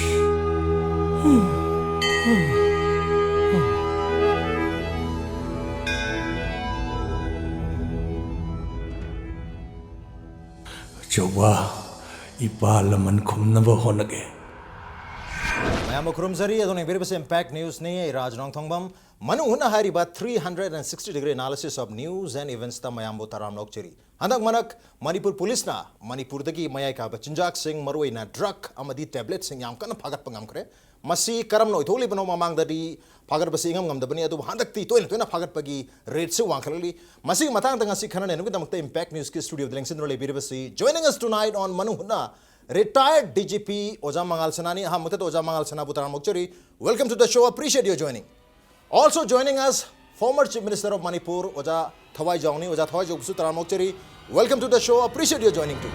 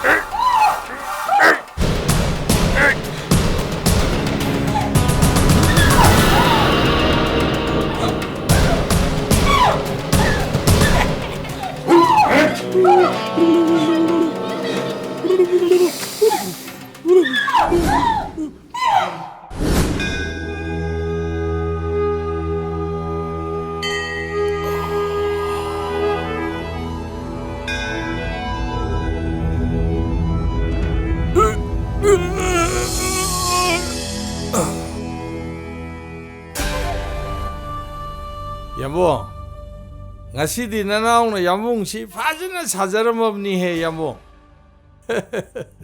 야몽거 건전 만나버시 한덕디 파지나 가나래 야몽. 아스 야몽 사나보 혼나보다 시흥버 굽설리버 마이지 하가 저렇거나 코딩버나봐 야몽. 아도 야몽기부 마이 박비라브로. 호이 빠이 방톡닝버 마카이 방톡메. Mapa DGP도 hojikta hangibda ngairibni. Yambo, ai PC ang to hongdok jaruki yambo. Yambong na sipi hongna na ba? Ai somdong to jangjage yambo.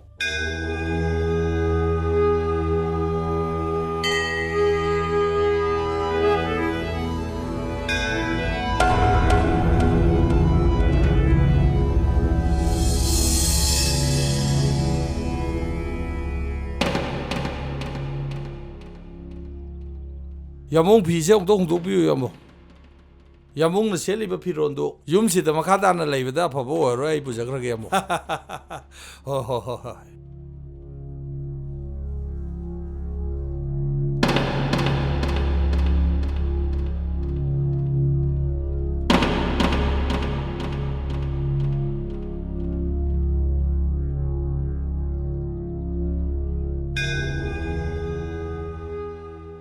Inaw nga si Mai Pak na Naoba gi mateng pangbibasimadi Naoba hainingay later na pele he Pare yamo nga sige di satsarage hayang kono unarasi Yoro do karo section na chaluko Pani yamo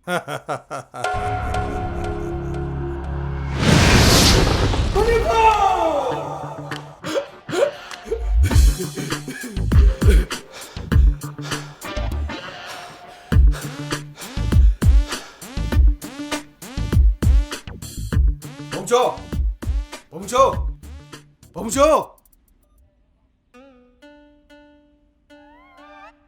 Coba, nang ngamuk laba. 멈춰! ngasi디 pabung chongje amukta fatana thagat ke na lai ni. ngasi디 pabung chong kumai do onta na yeng man ngai gre na cha pele. pabung chong na ne SP Chanugi mathakta laman karada orsu khumba horok pache na cha harau da bangamde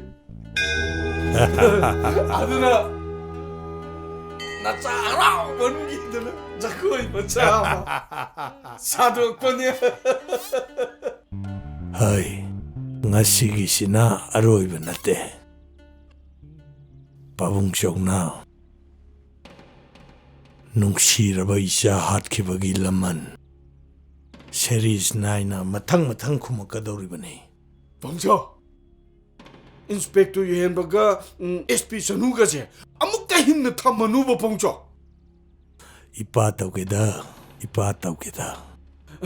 bangjo 소비라는 거 봉조. 땡큐. 봉조 땡큐.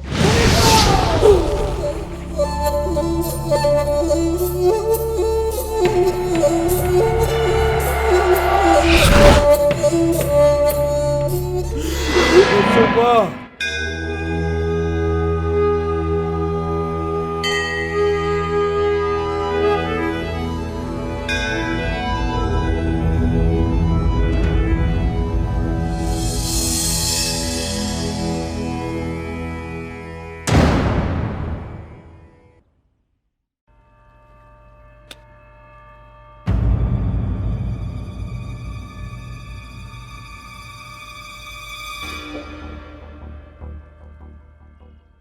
야, 컴퓨터 보스터. 야래. 좀 인질러.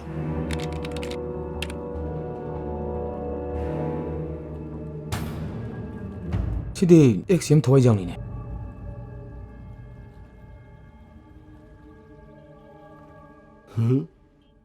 마디 오이밤 톡대. 누밋 아시기 누미당다디 마가 이가 임팩트 TV다 라이브 프로그램 아마 서룩 야미네. 누미당기 뿡니판다기나 마pan 마카이 파우디 마가 이가 뿐날레. 아시디 마 오이로이다. 너래 끊어 해보잖아. Sir, maga masak mana ba? Mas mana unatraga phaibo kumal leba jala.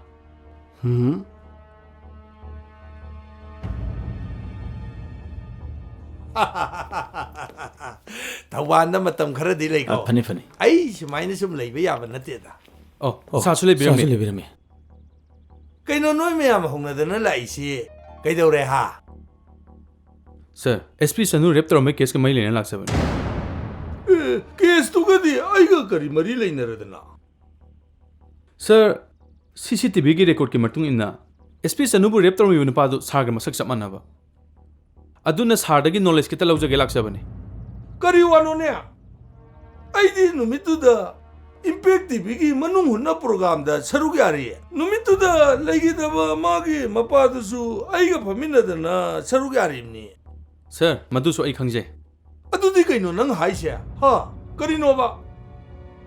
Sir, sar gi isinaw phaibo ka lebibra. Sir, natraga sar ga samana ba mi ga thengna bi ba lebi khibra. Laite. Ai thengna de. Hey. Mase Masi kanagumana aigi political career sokna ba soidana injam borongani soidana injam borongani What video this sir? Sir ki DNM case to butare sir. Kuri ai bo case to chene shiro ha chene haben te sir. Sir chene de habi takna bane. Yohenba red tor magi case ka mari lena na mi mu DNA test to bhai se mi du gi muk chini ngai ni Laiba ki lusingba amagi mafamdadi madu tokpham thokte migi political assassinate tawna bokhona gano sir jingdan sum leiboidi jingna ba kon man phatrani sir hey kari gino noi commando singina sugyam discipline leitrisha ha kari gino noi sar ta tafi Yohenba mong chadna mi bu blame torbadi nakhoi gi nathakta implementation chut tolo haninga lite Maram maduna thijen ba yaba thijen kho sab sab evidence phangaba matung dane nakhoi na tawning ba to ya gane chalo sir case am backup da ram khata no chalo sir case channel ba singna phanai singna so inspector yonbe khutagi namtho ba khakam loi sir sir Mashigi Inspector Kakanao si on top McKingreda. Chachilo. Tamo. Nang laira. Au tamo. Sango, pamo. Kana lake. Mana thilai ne. Ma di kana no. As, akoi tamo si ma khai gra pone. Sumlak pro. Kai lege. Tamo. Isi na koraktana ai ngarang moi da chaluye.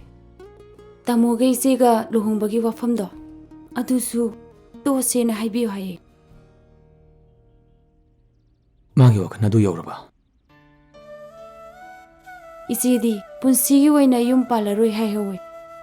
Isi do mathwai su yamna nungai haude. Kana na bunungai ni age. Nupi yobe punchi da adure nungai to thodom to lerama. Hoiste ma wei sabi yaro. Etap na sarage. Manai bacteria bi ma opunin thogot piba. Tungi lambi ya piba habse. Agi to de yadra bi thawne. Parese. Nang lai nga dane jang ho om thong mo. Tamu ne. Chabum tabum khang dab yam kuira jane. Hoi tamo. Jango.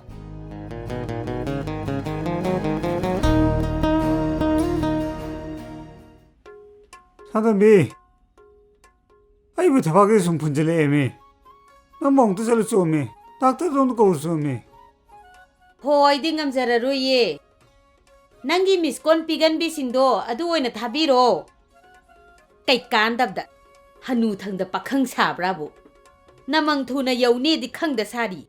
아이네 하이세 하시네 버나 때미 대박세 분명히 소론 매 야락드레미 낭네 아이면 시그러디 더블로 가비 따지니까 Ho kau jarurabane nanai nubina. Nangi doktor phaijaido.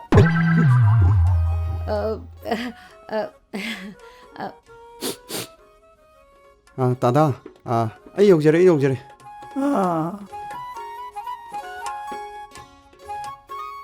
랭칼로 somda lengchanse. 야니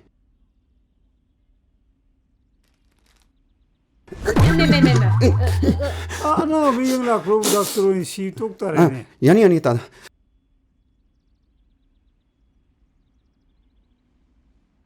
Haima. Morado amta sumna pamo. 호이네 때마 아이 또 그지 나한테 임잖아 Ye, adusu onare. 아이씨 언토분이 떠오르지 엉덩이 영시시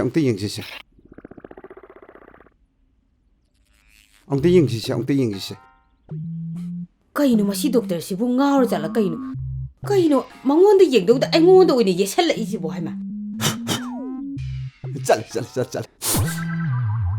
따다 아이나 비비데 코티기 베데기 BP 미터세 디지털 오이나 빠저름니 따다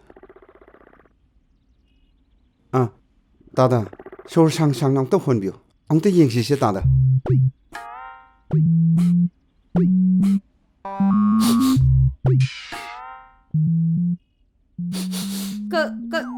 Kaino taisibo. Ha doctor, kaino ba? Kaino onare. Kaino taisibo. 호이네 때문에 뭐 오늘에 하이마. 엉터 독책 때문에 뭐 소리 엉터 영시시 따다 엉터 분지 파전은 엉터 영시시 따다 따다 망아래 아이고 라잉 한 비버세 샤네카나 BP 포카이드는 시키베데기 라이카이 아시들 레리바 미싱신랑 아이부 라잉 비우 하이브세 까남테 야우드레 핵 시도로 파보더네 아이부 라잉 비우 하이브세 까남테 야우드레 아이디 뭐 잡아야 돼 이봉옥이 닥치고는 안 짜내네 कैसे तो रोइदा S हाना गिया ना बदो हौरके तौबिजान हाना चाकी बे हिदाक तो थामनी दंग अदुम जारगदी हेक फजकिनिदा सांगना चाराबनिना हिदाक ममिंग सिंग तुसु S लोइना निंगसिंगंगनिदा निंगसिंगी अदु S नाना अमुक योगजरके ngaiko 과하이 짜는 거 같다 웃기게 야래 तादा ꯑꯩꯅ ꯅꯨꯡꯉꯥꯏꯖꯔꯤꯁꯦ ꯇꯥꯗ ꯇꯥꯗꯅꯅꯦ ꯅꯅꯥꯎ ꯂꯥꯌꯦꯡꯕꯤ ꯑꯣꯏꯗꯅ ꯏꯇꯩꯃꯒ ꯊꯥꯔꯛꯇꯅ ꯂꯩꯀꯥꯏ ꯈꯥꯋꯥꯡꯁꯤꯒꯤ ꯃꯃꯥꯡꯗꯅꯦ ꯑꯩꯕꯨ ꯀꯧꯕꯤꯔꯔꯤꯁꯦ ꯃꯁꯤꯃꯨꯛ ꯅꯨꯡꯉꯥꯏꯕ ꯂꯩꯇ꯭ꯔꯦ ꯇꯥꯗ ꯃꯁꯤꯗꯒꯤ ꯅꯨꯡꯉꯥꯏꯕ ꯑꯇꯩ ꯑꯝꯇ ꯂꯩꯇꯦ ꯇꯥꯗ ꯌꯧꯔꯦ ꯌꯧꯔꯦ ꯍꯣꯏ ꯍꯣꯏ ꯌꯧꯔꯦ ꯌꯧꯔꯦ ꯌꯧꯔꯦ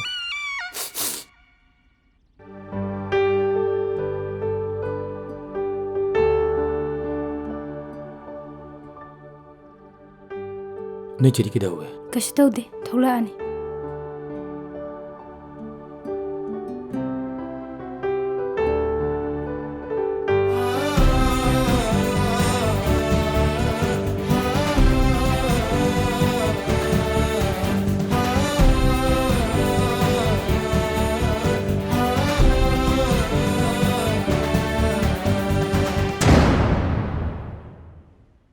폰스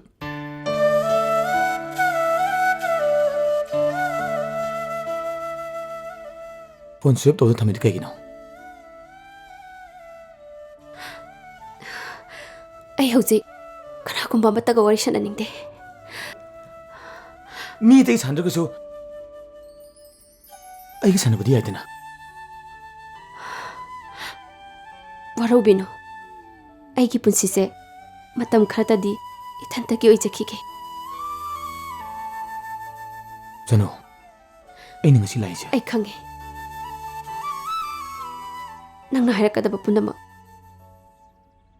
ꯑꯗꯨꯕꯨ ꯑꯩꯅ ꯂꯧꯔꯤꯕ ꯐꯤꯔꯦꯞꯁꯤꯗꯤ ꯍꯣꯡꯂꯔꯣꯏꯗꯕ ꯐꯤꯔꯦꯞꯅꯤ ꯅꯪ ꯑꯩꯒꯤ ꯄꯨꯟꯁꯤꯒꯤ ꯑꯣꯏꯕ ꯃꯐꯝꯗ ꯅꯊꯟꯗ ꯐꯤꯔꯦꯞ ꯂꯧꯕꯗꯣ ꯑꯩ ꯌꯥꯅꯤꯡꯗꯦ ꯅꯁꯥꯒꯤꯗꯤ ꯈꯟꯒꯅꯣ ꯑꯩꯁꯨ ꯈꯔ ꯈꯜꯂꯣ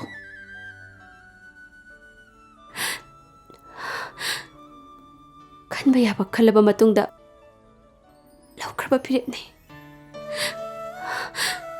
ꯏꯁꯥ ꯏꯊꯟꯗꯒꯤ ꯈꯟꯕ ꯅꯠꯇꯦ ꯅꯪꯒꯤꯗꯃꯛꯅꯦ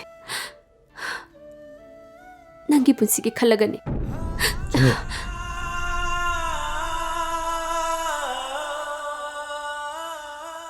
ꯑꯩ ꯌꯥꯅꯤꯡꯕ ꯄꯥꯝꯕꯗꯤ ꯑꯩꯒꯤ ꯐꯤꯔꯦꯞ ꯐꯥꯎꯕꯗꯤ ꯇꯕꯤꯐꯝ ꯊꯣꯛꯇꯕ꯭ꯔꯥ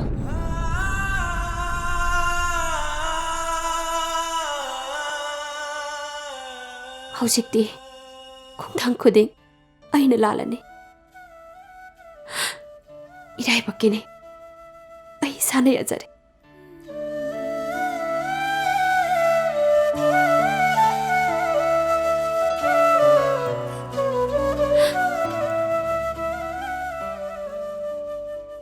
ꯑꯩ ꯊꯃꯣꯏ ꯁꯦꯡꯅ ꯅꯪꯕꯨ ꯅꯨꯡꯁꯤꯕꯒ ꯂꯣꯏꯅꯅ ꯍꯥꯏꯖꯔꯤ 이반이기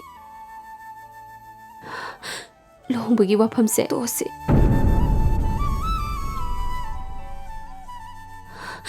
아이 분식이 오는 좀 빨라로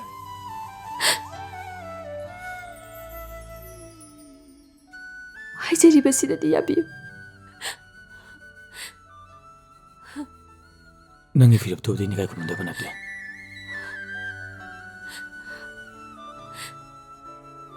ꯑꯗꯨꯕꯨ ꯑꯩꯒꯤ ꯋꯥꯁꯤꯃꯗꯤ ꯇꯥꯕꯤꯌꯨ ꯅꯨꯡꯁꯤꯅꯕ ꯍꯥꯏꯕꯁꯤꯗꯤꯅꯦ ꯅꯪ ꯅꯊꯟꯒꯤ ꯅꯠꯇꯦ ꯃꯤ ꯑꯅꯤꯒꯤ ꯄꯨꯟꯕ ꯁꯛꯇꯝꯅꯤ ꯊꯃꯣꯏ ꯑꯅꯤꯒꯤ ꯋꯥꯔꯦꯞꯅꯤ ꯑꯗꯨꯅ ꯑꯩꯁꯨ ꯅꯪꯒꯤ ꯑꯋꯥꯕꯗ ꯁꯔꯨꯛ ꯌꯥꯗꯕ ꯉꯝꯗꯦ ꯅꯪꯒꯤ ꯊꯣꯛꯈꯤꯕ ꯊꯧꯗꯣꯛꯇꯨꯗꯤ ꯑꯦꯛꯁꯤꯗꯦꯟꯅꯤ ꯅꯪꯅ ꯇꯧꯒꯦꯅ ꯇꯧꯈꯤꯕꯁꯤ ꯅꯠꯇꯦ ꯑꯗꯨꯒ ꯑꯗꯨꯒꯨꯝꯕ ꯊꯧꯗꯣꯛ ꯃꯆꯥ ꯑꯃꯅ ꯌꯨꯝꯐꯝ ꯑꯣꯏꯔꯒ ꯅꯪꯒꯤ ꯅꯨꯡꯁꯤꯕꯨ ꯃꯤꯔꯥꯏꯒꯗꯕ ꯌꯣꯍꯦꯟꯕꯗꯤ ꯅꯠꯇꯦ ꯑꯩ ꯅꯪꯕꯨ ꯍꯥꯟꯅꯒꯨꯝ ꯑꯗꯨꯝ ꯈꯟꯕ ꯉꯝꯒꯅꯤ ꯅꯪꯕꯨ ꯊꯦꯡꯅꯔꯨꯕꯗꯒꯤ ꯍꯣꯡꯂꯛꯈꯤꯕ ꯄꯨꯟꯁꯤ ꯑꯣꯏꯔꯛꯈꯤꯕ ꯑꯩꯒꯤ ꯐꯤꯕꯝ ꯑꯩꯒꯤ ꯄꯨꯟꯁꯤꯅ ꯀꯥꯎꯕꯁꯨ ꯉꯝꯃꯣꯏ ꯅꯪ ꯌꯥꯎꯗ꯭ꯔꯕ ꯄꯨꯟꯁꯤꯁꯦ ꯄꯨꯟꯁꯤꯒꯤ ꯑꯣꯏꯔꯣꯏ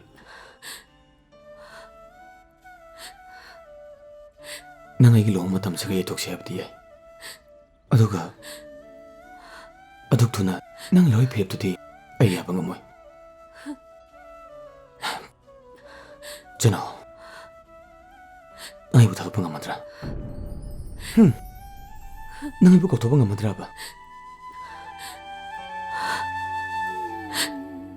Yohenba, ay nangbudi nungsi. Tamoy seng na nungsi. Mapoksimagi kaubuso nga mo.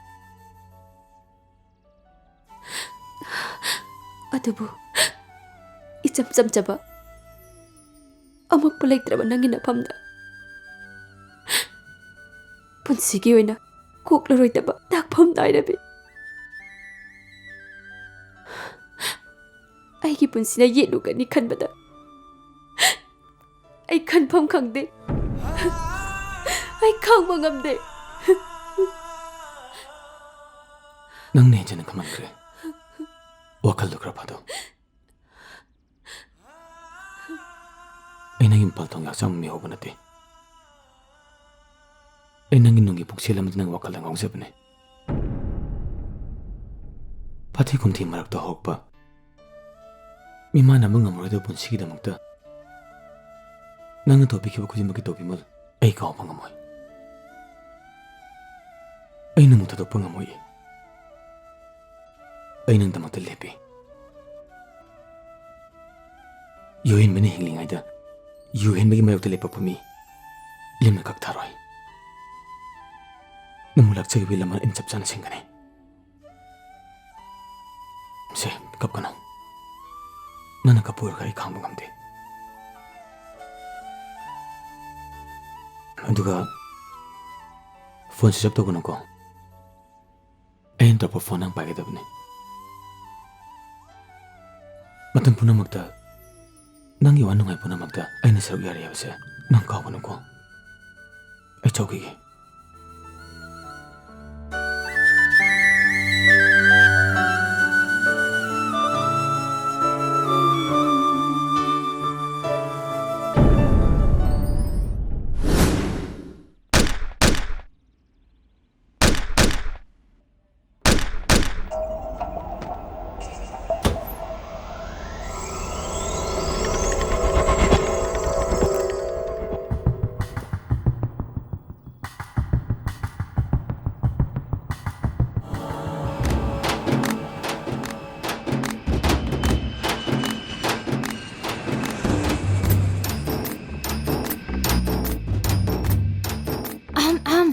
Kaigumbam tahang jageba.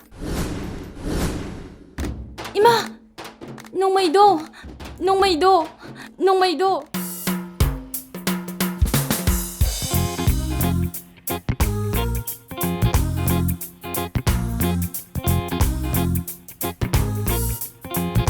Kari haigada ba? Yumsida helper ama kauba. Pauk che sida hapakpa. Adugi lakjaba. Oh, adugi oiradi. Aikoy ahal dang ta hangjarugi. Yani?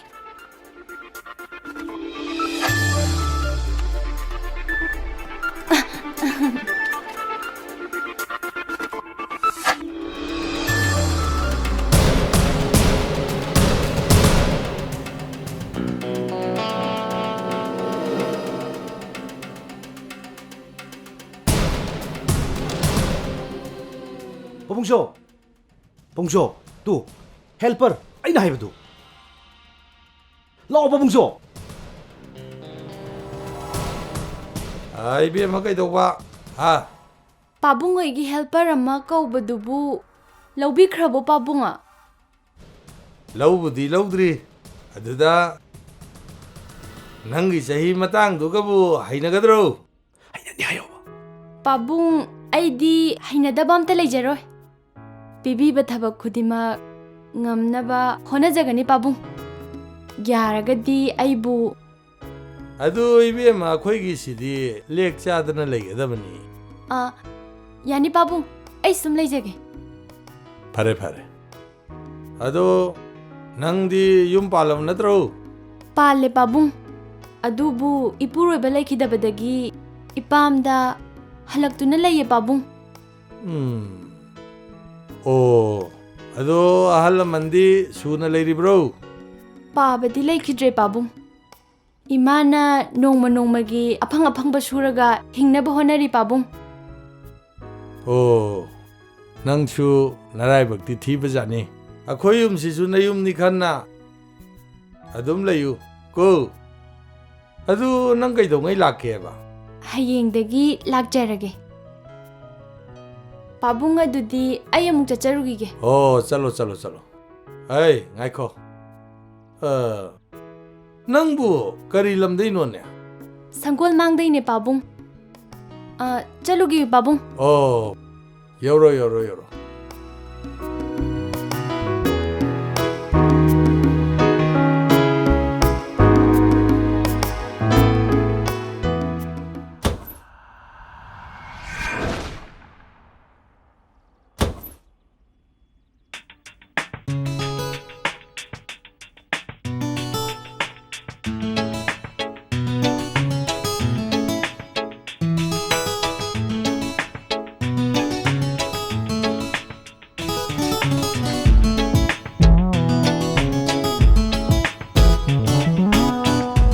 Memo ꯑꯩꯈꯣꯏ ꯄꯥꯕꯨꯡ ꯆꯧ ꯂꯩꯈꯤꯕ꯭ꯔꯣ ꯄꯥꯕꯨꯡ ꯆꯧꯗꯣ ꯀꯟꯁꯇꯤꯇ꯭ꯋꯦꯟꯁꯤꯒꯤ ꯑꯁꯤꯕ ꯑꯃ ꯍꯪꯕ ꯆꯠꯈꯤ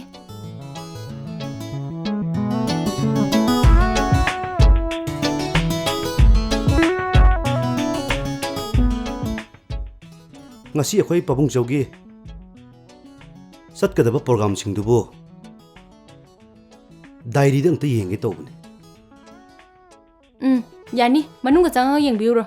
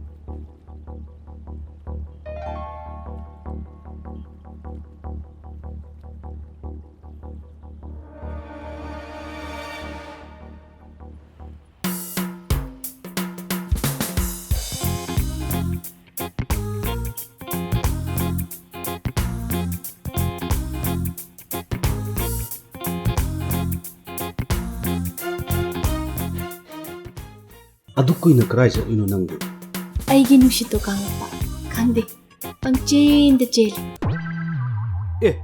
ꯅꯨꯡꯁꯤꯠꯀ ꯂꯩꯕ꯭ꯔꯣ ꯍꯥꯏꯁꯤꯕꯣ ꯂꯩꯌꯦ ꯑꯗꯨꯒ ꯑꯃꯨꯛ ꯍꯜꯂꯛꯏꯁꯤꯅ ꯑꯩꯒꯤ ꯅꯨꯡꯁꯤꯠꯇꯣ ꯀꯨꯝꯃꯛꯑꯕ ꯑꯗꯣ ꯄ꯭ꯔꯣꯒ꯭ꯔꯥꯝ ꯑꯃꯇꯪ ꯇꯧꯁꯤ ꯍꯥꯏꯕꯕꯨ ꯌꯥꯕ꯭ꯔꯣ ꯑꯩꯕꯨ ꯁꯪꯉꯤꯕ꯭ꯔꯥꯅꯦ ꯁꯤꯗꯁꯨ ꯅꯨꯡꯇꯤꯒꯤ ꯁꯨꯝ ꯎꯅꯔꯤꯁꯤꯕꯨ ꯑꯗꯣ ꯂꯥꯂꯛꯇ ꯅꯨꯡꯁꯤ ꯋꯥꯔꯤ ꯁꯥꯕꯁꯤꯕꯨ ꯅꯨꯡꯉꯥꯏꯐꯝ ꯈꯪꯕꯖꯥꯠ ꯅꯠꯇꯦꯗ ꯑꯗꯣ ꯀꯗꯥꯏꯗꯅꯣꯃ ꯆꯠꯂꯒ ꯏꯪꯅ ꯆꯤꯛꯅ ꯋꯥꯔꯤ ꯁꯥꯔꯨꯁꯦꯕ ꯌꯥꯝꯅ ꯆꯤꯛꯄ ꯄꯥꯝꯃꯒꯅꯦ ꯂꯥꯞꯅ ꯑꯃꯨꯛ ꯆꯠꯂꯨꯗ꯭ꯔꯕꯁꯨ ꯃꯤ ꯄꯣꯡꯁꯨ ꯎꯗꯕ ꯑꯩꯒꯤ ꯀꯥꯗ ꯑꯣꯏꯅ ꯁꯥꯁꯦ ꯄꯥꯕꯨꯡ ꯆꯧꯁꯨ ꯂꯩꯇꯕ ꯃꯇꯝꯗ ꯑꯋꯣꯏꯕꯒꯤꯔꯣ ꯑꯋꯣꯏꯕꯩꯅꯦ ꯍꯣꯔꯦꯟ ꯅꯨꯡꯗꯥꯡ ꯄꯨꯡ 10 ꯁꯣꯏꯅꯨꯀꯣ ꯄꯥꯕꯨꯡ ꯆꯧ ꯂꯥꯛꯄꯅ ꯍꯥꯜꯂꯅꯤ ꯑꯩ ꯆꯪꯉꯒꯦ ꯕꯥꯏ ꯃꯥꯒꯤꯁꯤꯕꯨ ꯁꯦꯡꯂꯕ ꯖꯥꯠꯂꯥ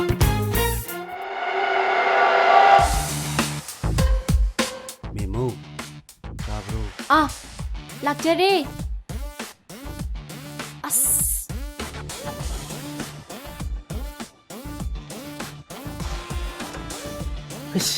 이마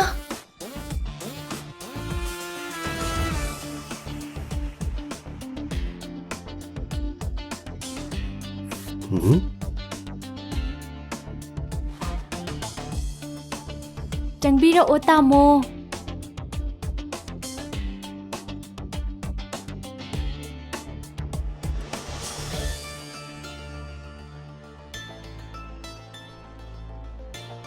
Yes!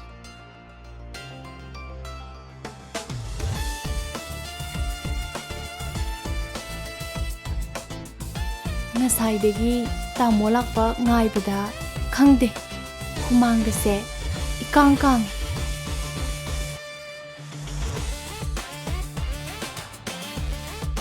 ꯄꯨꯡꯁꯤ ꯄꯪꯊꯦꯡ ꯊꯦꯡꯕꯗꯤ ꯅꯠꯇ꯭ꯔꯤꯗ ꯈꯪꯗꯦ ꯉꯥꯏ ꯉꯝꯗꯕꯅ ꯊꯃꯣꯏꯁꯦ ꯏꯔꯥꯡꯇ ꯂꯥꯡꯇꯛꯅꯦ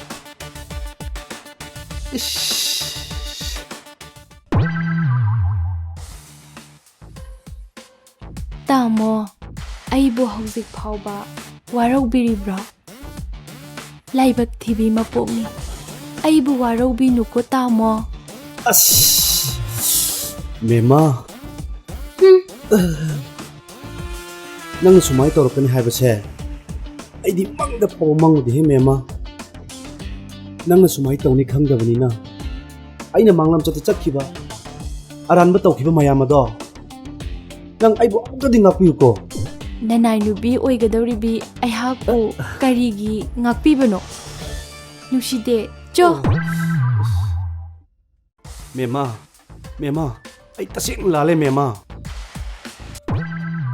ꯆꯣꯍꯦ ꯑꯁꯤꯕꯨ ꯋꯥꯅꯦꯅ ꯅꯨꯄꯥꯅꯕꯨ ꯑꯩꯅꯅꯦ ꯅꯪꯒꯤ ꯅꯐꯝꯗꯅꯦ ꯂꯪꯖꯈꯤꯕ ꯏꯔꯥꯜ ꯑꯗꯣ ꯃꯗꯨ ꯀꯣꯛꯅꯅꯕꯅꯦ ꯅꯪꯒꯤ ꯅꯈꯨꯠꯇꯨꯅꯅꯦ ꯑꯩꯒꯤ ꯃꯥꯏꯁꯤꯗ ꯄꯦꯟꯅ 3ꯂꯛꯇ ꯊꯥꯎꯁꯦ ꯉꯝꯃꯣꯏꯌꯦ ꯅꯨꯄꯥꯒꯤ ꯃꯃꯥꯏꯗꯕꯨ ꯀꯃꯥꯏꯅ ꯈꯨꯄꯥꯡꯅ ꯊꯥꯗꯣꯏꯅꯣ ꯁꯦ ꯊꯥꯎ ꯍꯥꯏꯕ ꯉꯝꯃꯣꯏꯕ ꯁꯦ ꯊꯥꯎ ꯍꯥꯏꯕ ꯑꯩ ꯉꯝꯃꯣꯏꯕ ꯁꯦ ꯅꯪꯅꯅꯦ ꯏꯀꯥꯏꯔꯕꯅꯤꯅꯅꯦ ꯑꯩꯒꯤ ꯃꯤꯠ ꯑꯅꯤꯁꯦ ꯎꯏꯁꯜꯂꯒꯦꯁꯦ ꯁꯦ ꯊꯥꯎ ꯍꯥꯏꯕ ꯅꯪꯅ ꯊꯥꯎ ꯍꯥꯏꯔꯕꯅꯤꯅ ꯑꯩ ꯊꯥꯔꯒꯦꯕꯀꯣ ꯑꯗꯣ ꯐꯠꯇꯤ ꯐꯠꯇꯕꯅꯤ ꯑꯗꯣ ꯑꯩ ꯅꯨꯡꯉꯥꯏꯇ ꯊꯥꯔꯒꯦꯀꯣ ꯃꯤꯠ ꯎꯏꯁꯤꯜꯂꯣ ꯁꯦ ꯃꯤꯠ ꯎꯏꯁꯜꯂꯦꯅꯦ ꯊꯥꯔꯛꯑꯣꯅꯦ ꯁꯦ ꯊꯥꯔꯣꯕꯁꯦ थारो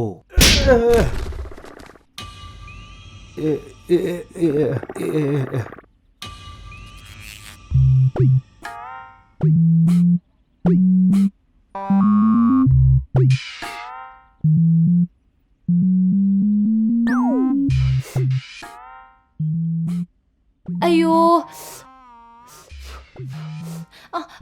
नाये कल्ली है अयो कयारक सुग्रगे अमुरक खक्ता ngaida ngairiye ai thajaroida ngamjaroi से अनिरक खतंग आयरे से थारो से ai ngamoeba थारो दी थारो ने से ने थारो है बनी hoi hoi tharge ko dude mit ushillo उछल्ले थारो से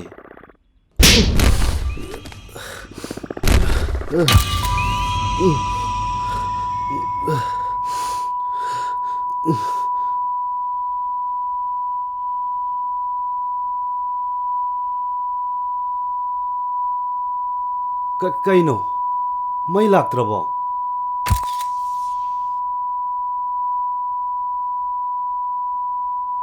mit ushillo ना ताद्रे mit ushillo adudi thaparne kamdau bige Aish कल्ले आए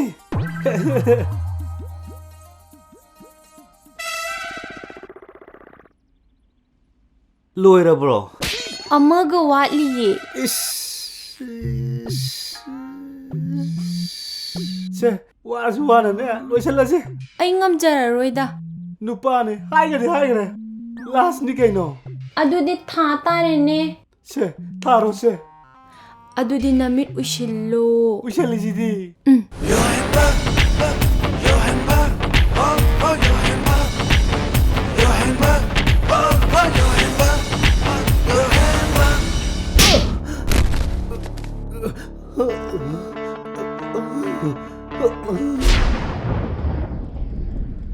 해. 시가이 싱제 카모 해. 해. 카모 카모. 나이코. 나이코. 굼따러. 실레보. 아다 레보. 낭 까이데노. lamlongdagini 남인 게 거게. michael 낭 남밍스부 까나 던비게. khoi mana 너희 마두부 아메리카 데로. natte sajangdagini 세장지디 마이클 잭슨다 ngor자니네. 메이테어디 메이테 메밍 톨리아드로. 너가 타가로? 해. 남인 게 거기에. gokul 이씨. 헤로니네. 까이 셋로이노. imanabi ama unarubani 이씨. 누비가 꼬이브로. nupidi koide 꼬이데 까이나. 야나 타모이 싸우고 미니네 하. 에 타모이자. 눅시남 때 영우네. ikaida 이스 나밍네 고꿀 거라가. 시가이노 약수 럭토.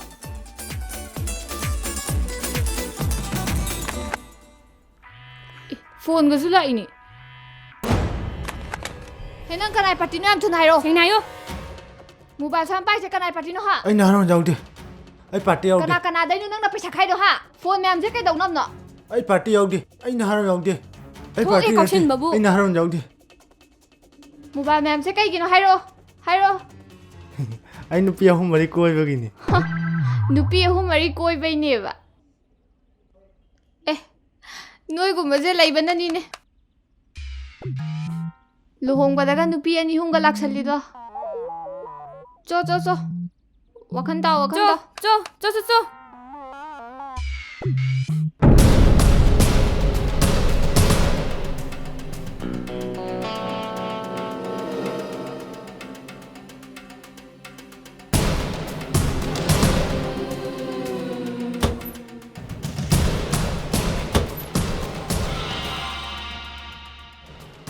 Hey, kamdawre. Yamungcho, makhoi nakroti kambuse. I paudi padana lobazane. Maning mamang kupchen chen dan hekta leibazane. Nangna purai pose mi urudibam homda section na thamu Hoi yamungcho. Chalo. Khoi gi chatok jasinda kuchen chen ba siai diga leira jala. Handang mara sugyam na khonglo porlo reisba.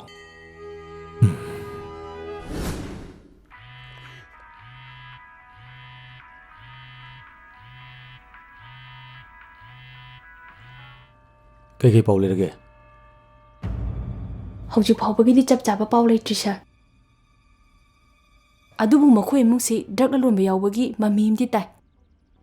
Adu de ai SP Sanogi mobile number tharake. Ma khuda ki oya pau phone ko. Hoi, phani sir. Pharai thamage.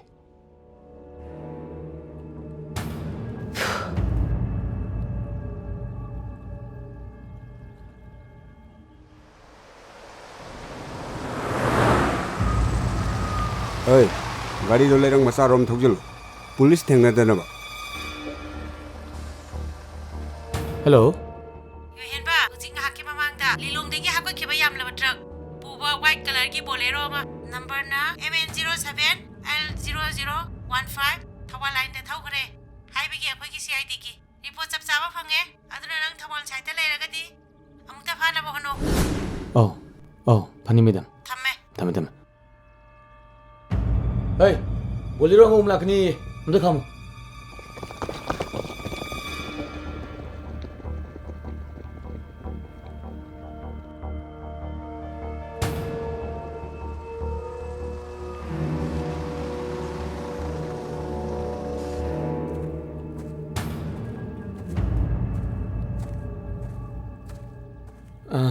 Kumdro.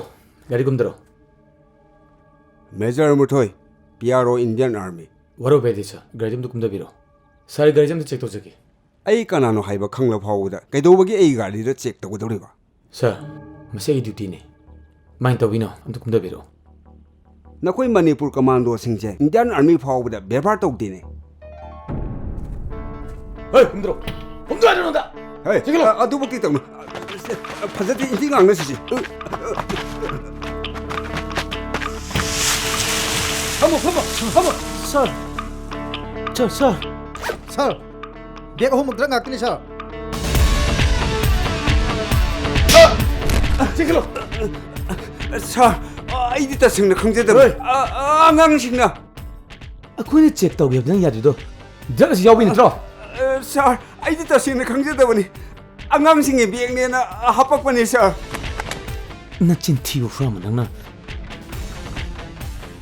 ꯐꯖꯈ꯭ꯔꯕ Indian ꯑꯥꯔꯃꯤꯁꯦ ꯅꯪꯅ ꯃꯤꯡꯆꯠ ꯊꯤꯍꯜꯂꯦ ꯍꯣꯏ ꯅꯪꯅꯅꯦ ꯈꯔ ꯂꯥꯟꯗꯕ ꯁꯥꯔꯨꯁꯨꯅꯦ inspector ꯌꯣꯍꯦꯟꯕ ꯂꯦꯝ ꯈꯠꯊꯕ ꯍꯣꯏ ꯆꯠꯂꯣ ꯐꯨꯔꯨꯝꯃ ꯆꯠꯂꯣ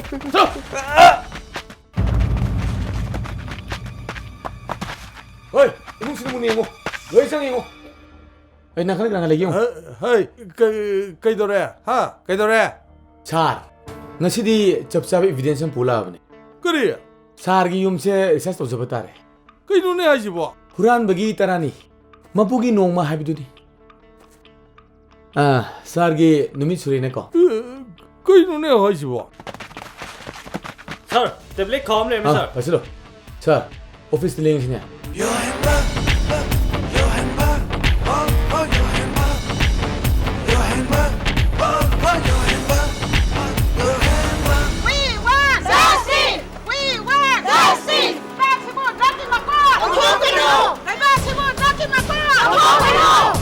Maximum Rocky Macron. Athokpam. Maximum law. Thằng này bác sĩ nào mày ai cả bác sĩ đang là luôn ba. Thằng này bác sĩ nào mày ai cả bác sĩ đang là luôn ba.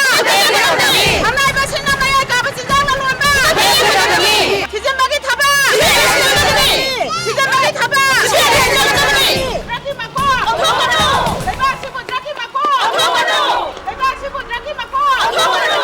We want justice. We want justice. 야몽나 밤비리시 그이노 나야මನ Pamba 하이부 Pamba 예마 तौदरे SP सनुबु हाटपा मदुगिदमक्ತ me नेकपद चंगदबा सेनफम गुदिमक यामना पीगने यामो अदुगिदमक्ತ Coke साबा होंगनदेदा ननाउसे क्याम खुकन पांगमनोइदु यामुंग हंगबिरिब नत्रो यारे सेहोलसिगी मनुंगद मी थादना आइना SP सनुबु हाललगे फरे नंगनबु मदु सोइदना पांगथोकनी हारबदि नयामगी थमोइद ओमदुना चाकलिबा मैरीसे मुत्खरगनी हाइखिबो होंगदब ननाउनिदा अइना हाटकने दे हाटकने यारे अदुदी इयाम याम नुगाइले इयाम यौरुगिगे को यौबिरो यौबिरो 하오라니 해.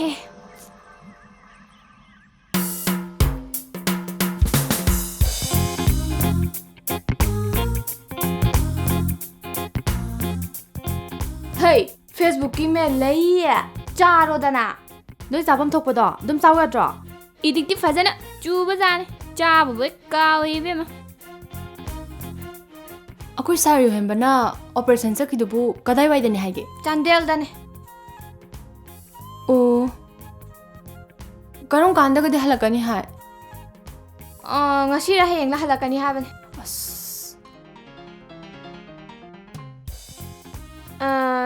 ꯑꯩꯈꯣꯏ ꯁꯥꯔ ꯌꯣꯍꯦꯟꯕ ꯂꯩꯇꯕꯁꯤ 이항 항보이 닝이고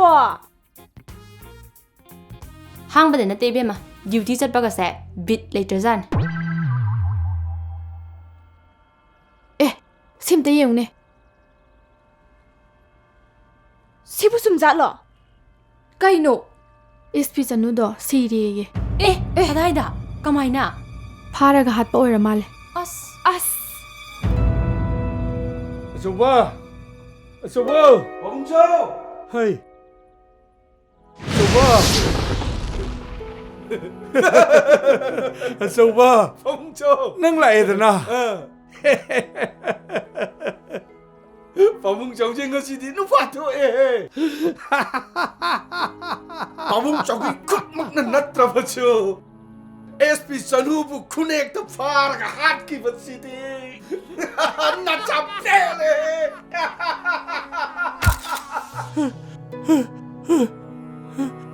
चौबा पहुंचो चौबा पहुंचो पहुंचो ने इंस्पेक्टर योहेन्बा चितका हाटलगने नचा लारी पाकते चच्चगरगे हाटकने अचौबा अचौबा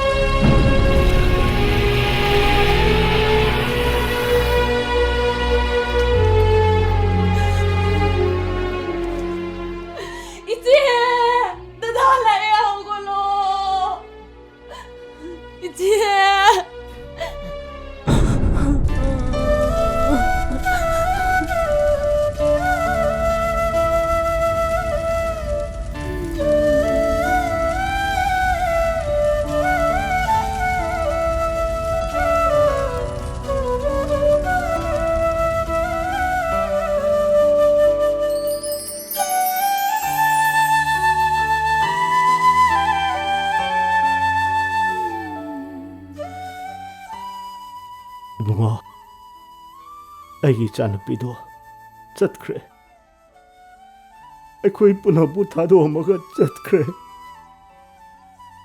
Maha muhala aroi.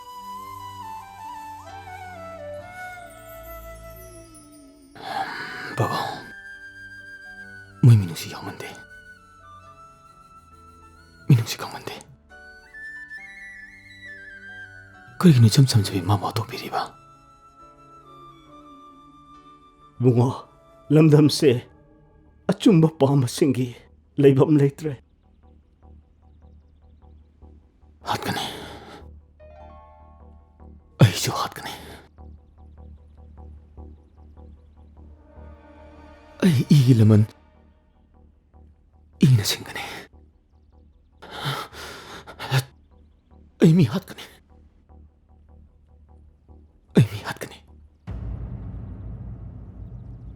Lo, chasi lo.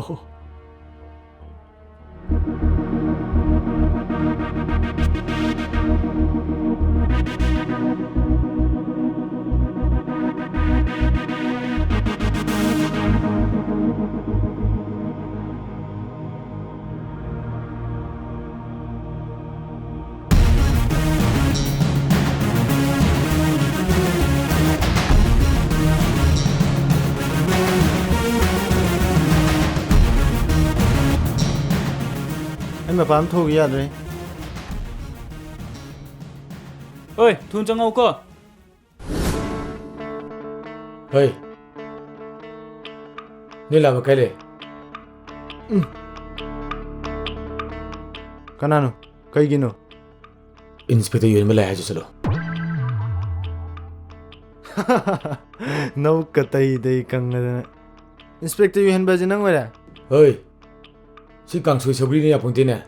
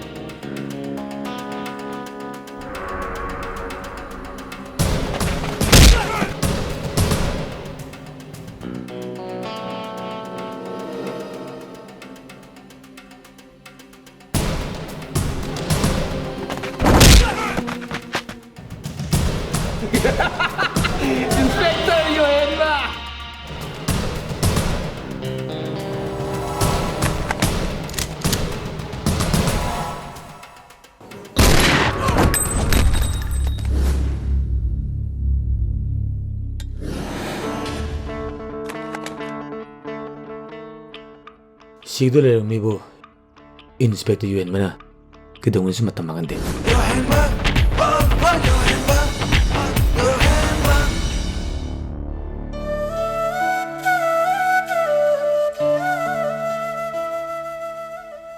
Yohenba, ꯄꯦꯟꯗꯕ ꯅꯨꯡꯉꯥꯏꯇꯕꯗꯤ ꯄꯤꯛ ꯊꯟꯅ ꯂꯩꯔꯝꯒꯅꯤ ꯅꯪꯒꯤ ꯊꯃꯣꯏꯗ.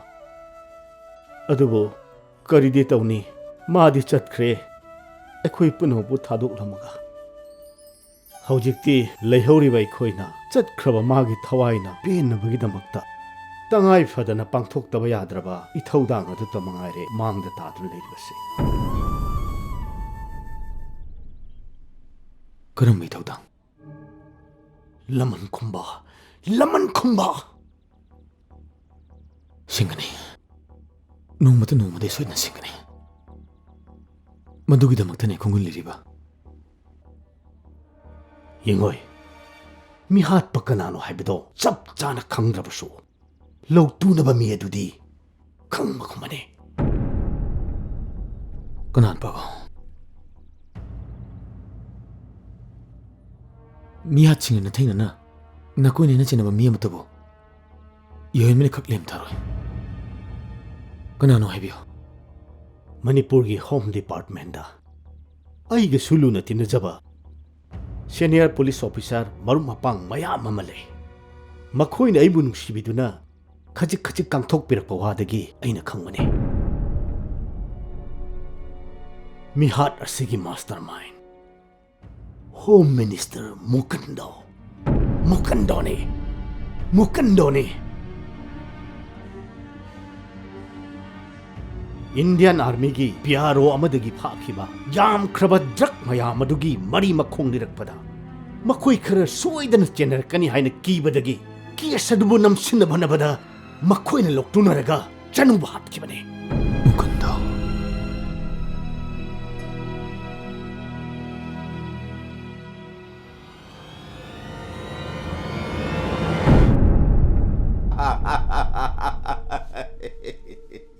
ꯑꯗꯨ ꯑꯩꯅ ꯍꯥꯏꯕ ꯅꯣꯏ ꯂꯣꯏ ꯌꯥꯕ ꯇꯥꯕ. ꯈꯪꯕ? ꯅꯪꯒꯤ ꯄ꯭ꯔꯣꯕ꯭ꯂꯦꯝ ꯍꯥꯏꯔꯣ. What's your problem? Yours? Yours? No problem. Then solve.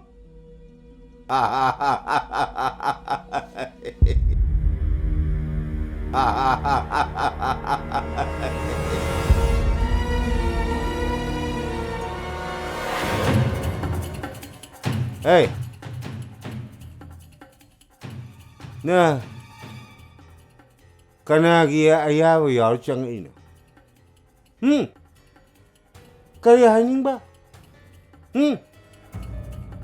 Tauna pa ba commando inspector? Nasung naman na ba kanam ta suyog di? Yugi aram karang bukog na ba gilasam paisalu na. Leibak mayamdagi namthak tona lawrokpasen tungi yumbre lorkadaba kayabu mangan badanantana drug alomdi phangpa seladu yamabu nangi pocket thanaba tujingamba nangbu nangumba onjenaragane inspector Yohenba kadungasi yuthawai. Hey, nang lepi ba mafamchi nang kadai jano khangbra. Nanga wari sanari ba kanano khangbra. Discipline yaw daba. Police macha mo raga. Hey, na hujimak suspend tawra ha. Na hujimak terminate tawra nang. Hujimak terminate tawra nang. Hey, hamo.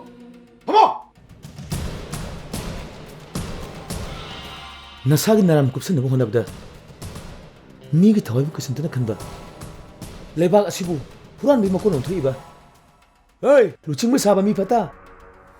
Hey, hamo. Nangumadi Inspector Yohenba lem khak tharo. Hey, leno. Hamo. Hey, leno. Hamo.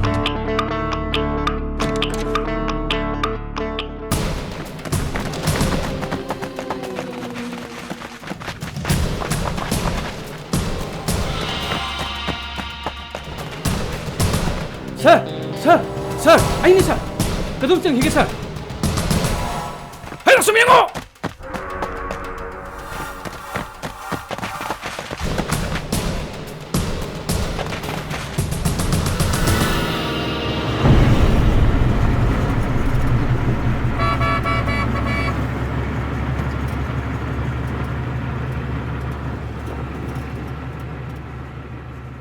Inspector Yohenba ni ne. Come. Hey, come. Hey, come. Satu. Satu. Humo. Hey, kaidore? Bring chalo. Bring chalo. Hey, mori buk tilam. Kani na.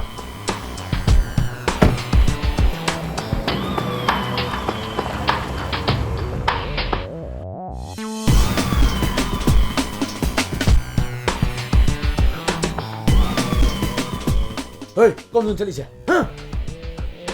Come on. Hey, come on, bre. Hey, nang si kom dun. Hey, nong ni si kom. Nang hujikti akhoi game da pu ta. Nang hujik akhoi game yo ba nuai ne ba.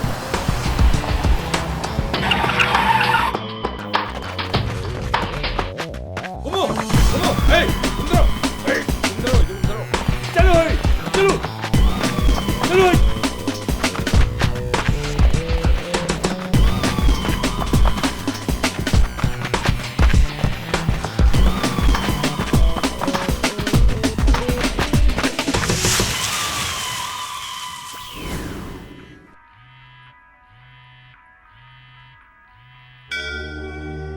Hello.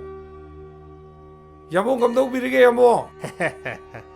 Nungaijari. Nungai ba paum ta tamjage tawjarak pane. Kari paungno tamune. Inspector Yohenba do khoi na phare. Hauji akhoi custody da leire. Yamo ongtang lingbira kadro. Lakadabani. Ai nong nini sida yam thuna lakadabani. Adubu madugi inspector do. Yam tarai be inspector di nate. Mabu chekshin na seno. Makhong makhut animak punnu na thamo. Nanaw khangjai da. Nong cha phaba ngam nanaw bu tarai berane.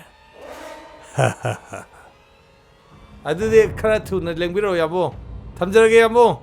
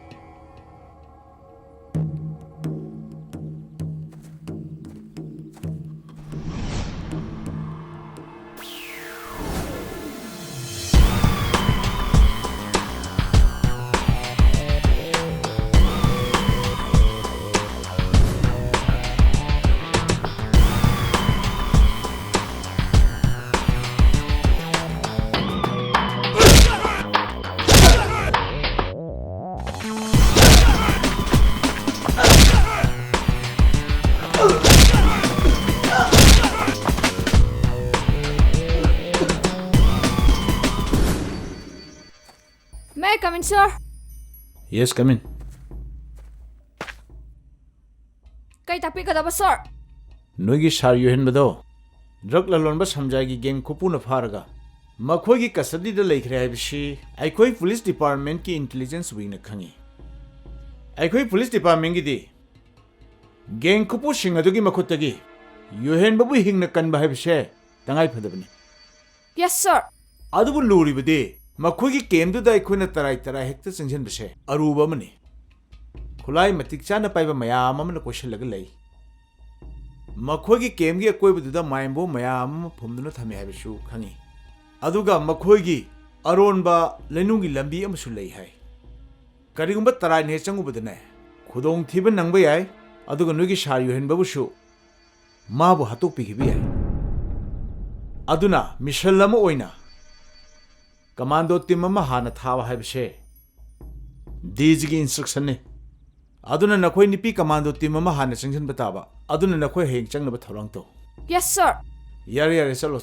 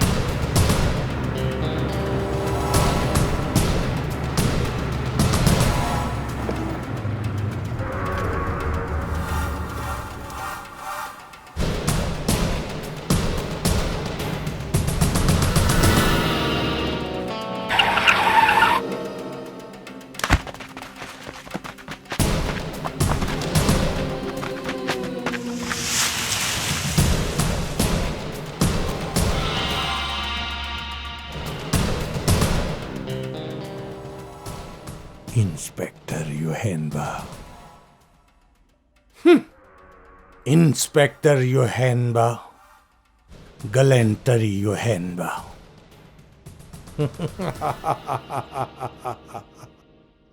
Ngasidi kuchaledo. Manipur. Manipur.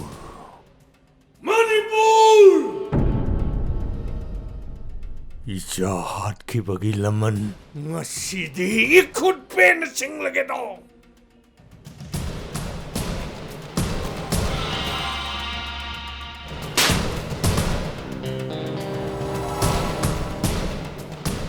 Nangi taloy oige kanjarambi. SP Janubu nupi oibigi ikai kunnaba mangan kibani pado. Atay kalasunate! Ay ni! Ay! Police Department na karito mo kami!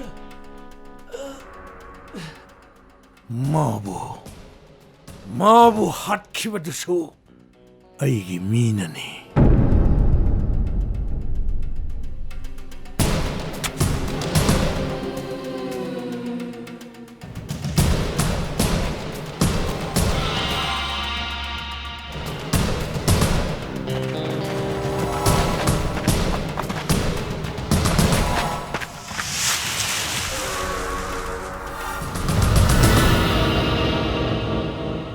Mana siba matamda nang nasintakiba pirang adugumna ay ginugsiseraba isapo nang nakoy na hatpa matamda ay pirang sintara mo na kanbra. Ay!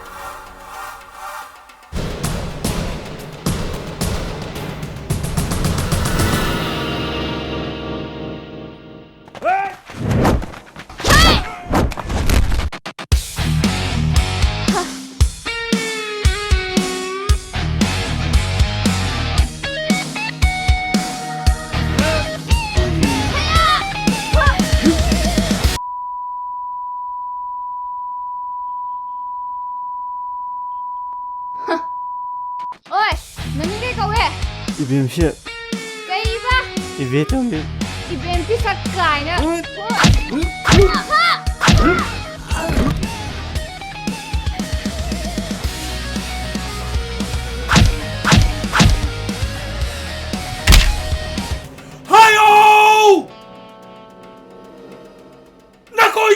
police officer na mo laibak sige tamakta kari tawbo ngami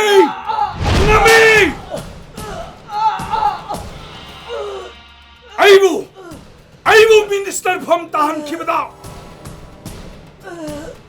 Aigi mayok ta lep khiba mayam gi marakta nang chomani nang asidengo Aina nang bukay daw giyango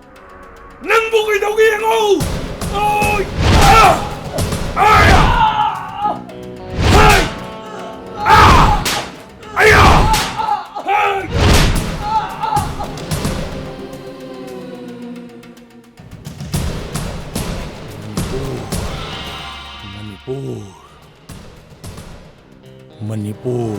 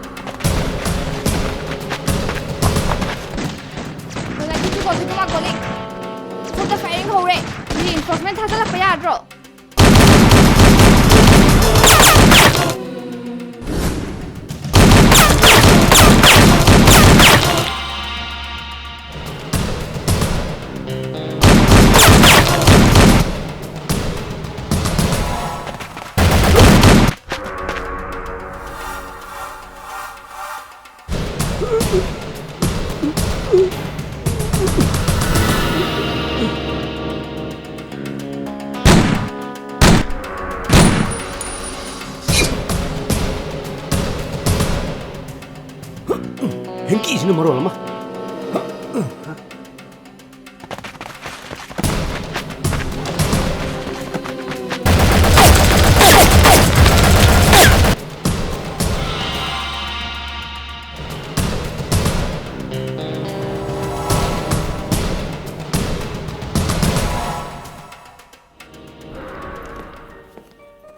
Golai tu gol tu ma golik. Mafam se aku nak kubai tau re. Hey, nim teling lo. Hey, aku tang lo. Nim macam mana?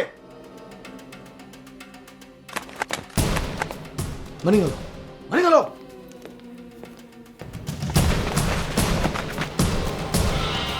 Nim teling.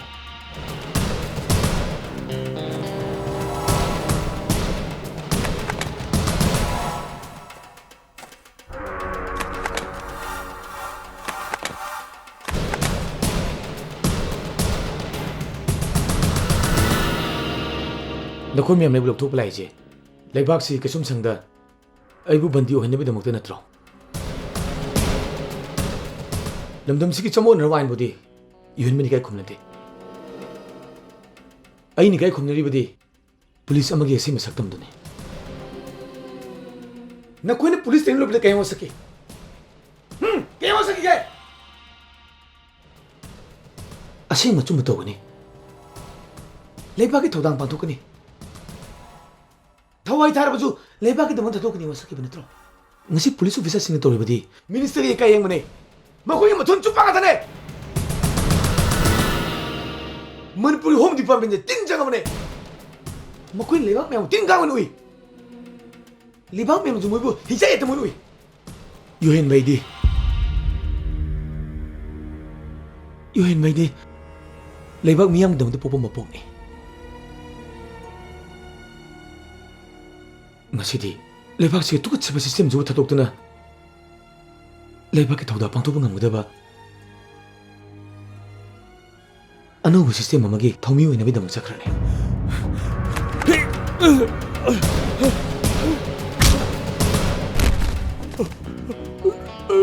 ꯂꯩꯕꯥꯛ ꯎꯕ ꯂꯨꯆꯤꯡꯕ ꯑꯃꯒꯤ ꯐꯃꯨꯡ ꯂꯥꯡꯗꯗꯤ ꯐꯝꯃꯒ ꯂꯝꯆꯠ ꯁꯔꯝꯗ ꯆꯠꯄ ꯁꯒꯣꯜ ꯄꯨꯕ ꯃꯍꯤꯛ ꯅꯪꯗꯤ ꯅꯪꯒꯨꯝꯕꯅ ꯆꯥꯛ ꯀꯌꯥ ꯄꯨꯈ꯭ꯔꯦ ꯅꯪꯕꯨ ꯃꯥꯡꯍꯟꯕ ꯍꯥꯏꯕꯁꯦ ꯌꯣꯍꯦꯟꯕꯒꯤ ꯋꯥꯁꯛꯅꯦ ꯅꯨꯄꯤ ꯀꯌꯥꯒꯤ ꯏꯀꯥꯏ ꯈꯨꯝꯅ ꯃꯥꯡꯍꯟꯕ ꯑꯗꯨꯒꯤꯁꯨ ꯃꯊꯛꯇ ꯏꯆꯥꯅꯨꯕꯨꯁꯨ ꯃꯤꯅꯨꯡꯁꯤ ꯌꯥꯎꯗꯅ ꯍꯥꯠꯈꯤꯕ ꯅꯪꯕꯨ ꯌꯣꯍꯦꯟꯕꯅ ꯀꯩꯗꯧꯉꯩꯗ ꯊꯥꯕ ꯁꯤꯒꯤꯗꯕꯤꯕꯨ 인스펙터 예만이 ꯈꯛꯇ ꯃꯥꯟꯗꯦ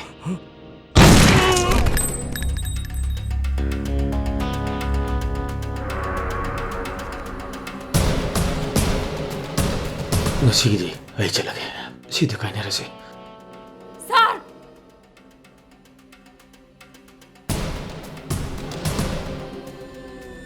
ꯉꯁꯤꯗꯤ ꯁꯥꯔꯒꯤ ꯃꯐꯝꯗ ꯑꯔꯣꯏꯕ ꯑꯣꯏꯅ ꯀꯔꯤꯒꯨꯝꯕ ꯑꯝꯇ ꯅꯤꯖꯧꯒꯦ ꯁꯥꯔ ꯀꯩꯅꯣ ꯍꯥꯏꯌꯣ ꯁꯥꯔ ꯑꯩꯈꯣꯏꯅ ꯂꯥꯛꯆꯔꯤꯕꯁꯤ ꯗ꯭ꯌꯨꯇꯤꯅꯤ ꯁꯥꯔꯅ ꯑꯩꯈꯣꯏꯒꯤ ꯈꯨꯠꯂꯥꯏꯁꯤꯡꯗꯨ ꯄꯨꯗꯨꯅ ꯆꯠꯄꯤꯈ꯭ꯔꯕꯗꯤ ꯑꯩꯈꯣꯏꯒꯤ ꯁꯥꯔꯚꯤꯁꯇꯤ ꯀꯔꯤ ꯑꯣꯏꯍꯧꯒꯅꯤ ꯁꯥꯔ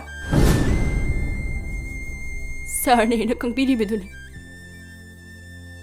ꯁꯥꯔꯒꯤ ꯂꯝꯕꯤꯗꯗꯤ ꯌꯦꯠꯆꯔꯣꯏ ꯇꯧꯕꯇꯕꯨ ꯁꯥꯔꯅ ꯆꯠꯇ꯭ꯔꯤꯉꯩ ꯃꯃꯥꯡꯗ ꯁꯥꯔꯅ ꯄꯥꯏꯔꯤꯕ ꯅꯣꯡꯃꯩꯗꯨꯅ ꯑꯩꯈꯣꯏꯗ ꯅꯣꯡꯃꯩ ꯃꯔꯨ ꯑꯃꯃꯝꯇ ꯑꯣꯏꯔꯕꯁꯨ ꯀꯥꯞꯄꯤꯔꯝꯃꯨ ꯁꯥꯔ ꯊꯣꯏ ꯃꯗꯨ ꯑꯩ ꯉꯝꯃꯣꯏ ꯁꯥꯔꯅ ꯉꯝꯕꯤꯗ꯭ꯔꯕꯗꯤ ꯑꯩꯈꯣꯏꯁꯨ ꯁꯥꯔꯒꯤ ꯅꯠꯇꯨꯒꯤꯗꯨꯅ ꯆꯠꯂꯒꯦ ꯁꯥꯔ ꯃꯗꯨ ꯑꯣꯏꯕ ꯌꯥꯔꯣꯏ ꯉꯁꯤꯗꯤ ꯆꯠꯈ꯭ꯔꯒꯦ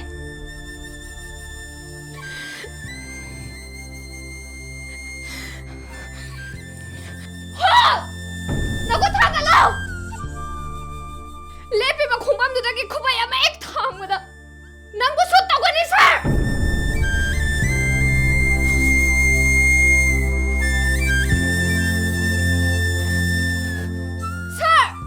Sir! This is my last warning! Lengbigan o, sir!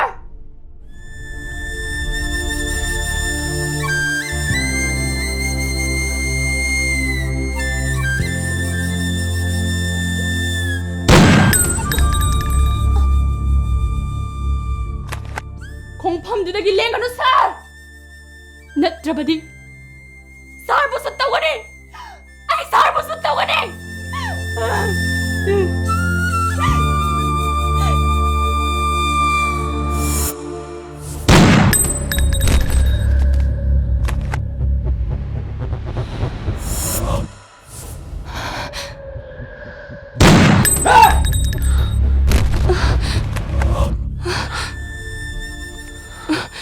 ꯅꯈꯣꯏ ꯃꯌꯥꯝ ꯂꯩꯕꯨ ꯅꯨꯡꯁꯤꯕꯤꯔꯝꯅꯤ ꯍꯥꯏꯕꯁꯤ ꯑꯩ ꯉꯁꯤꯗ ꯈꯪꯉꯦ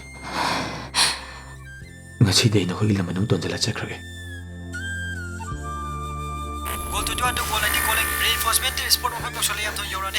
ꯔꯤꯐꯣꯔꯁꯃꯦꯟ ꯇꯤꯝ ꯃꯐꯝ ꯑꯁꯤꯗ ꯌꯧꯔꯛꯑꯦ ꯃꯐꯝ ꯑꯁꯤ ꯊꯥꯗꯣꯛꯇꯨꯅ ꯆꯠꯄꯤꯈꯤꯕꯅ ꯁꯥꯔꯒꯤ ꯌꯥꯏꯐꯕ ꯑꯣꯏꯔꯒꯅꯤ ꯁꯥꯔ ꯆꯠꯄꯤꯔꯣ ꯁꯥꯔ ꯆꯠꯄꯤꯔꯣ ꯁꯥꯔꯒꯤ ꯄꯨꯟꯁꯤꯕꯨ ꯑꯩꯈꯣꯏꯅ ꯌꯥꯝ ꯄꯥꯝꯃꯨꯖꯩ ꯁꯥꯔ ꯆꯠꯄꯤꯔꯣ ꯁꯥꯔ ꯆꯠꯄꯤꯔꯣ Yohenba, Yohenba, oh oh Yohenba, Yohenba, oh oh Yohenba, Yohenba.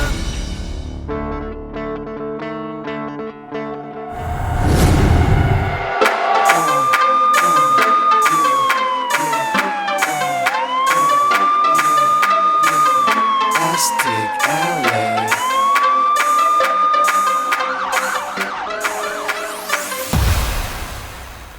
Achuma masakang drama matamni Machin manaw thang satnara matamni Sel bulay rabadi namit sumaning day thokhan ge hai Thamoy simja draba su chumbaldari afawasai Pakarom na chatlasu awang long na chatlasu Maning may kay panglasu mamang may kay panglasu Afawa mi sing biti bayam na wai Nang hiwai sing ni miyam na tay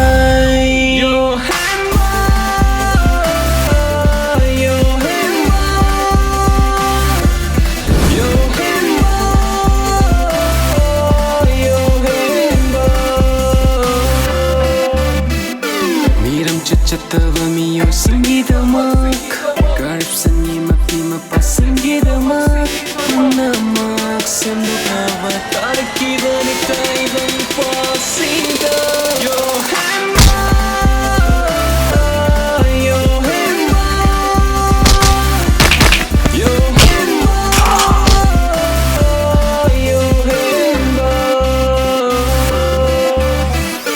Hainare miyam pumba hainare Ngangnare laikai kudi ngangnare Kudu mana ngangnare laitere nangi maramda Alaman nupi nga koi pamasibu kudu mana kangaba laitere nangi maramda Ayuk nung tilangdang kaidana taganare miyam na solodana lairi Nangi naming tabu Aram nabu tauri namipu kudu magta haidra So aingonda hayo yohenba Nomit tatawan sing na nang uraga kalak nari Laibaki fam naib sing na nang uraga tak tak nik nari Laibak sara chokkat pagi mamiri usin electric Karam tausi haiba no yohenba Hairo kang alam lo taklam lo tamlam lo Tariba miyam pumbada Ay kangi ay ui Loy na kangi Kang sinada sabani Amamam taway na Tap na Tawag na ni waru-waru Ay gimi Yohenba Yohenba Yohenba Yohenba Miram chachatava miyo singi damak Garip sani mapi mapasingi damak Namak sembukawa tariki dani kaiban pasida Yohenba Yohenba Yohenba Yohenba Yo gotta dream back, yo gotta go sex Sleeping and eating and releasing will always make you say You already know about him, how he grows his mountains Facing a lot of things like oh my god now he is Yohenba Yohenba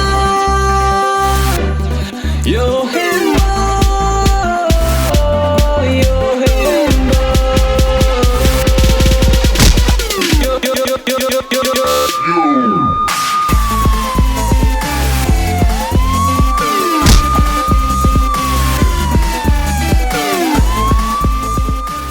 Sini part 1 de yang sing out da.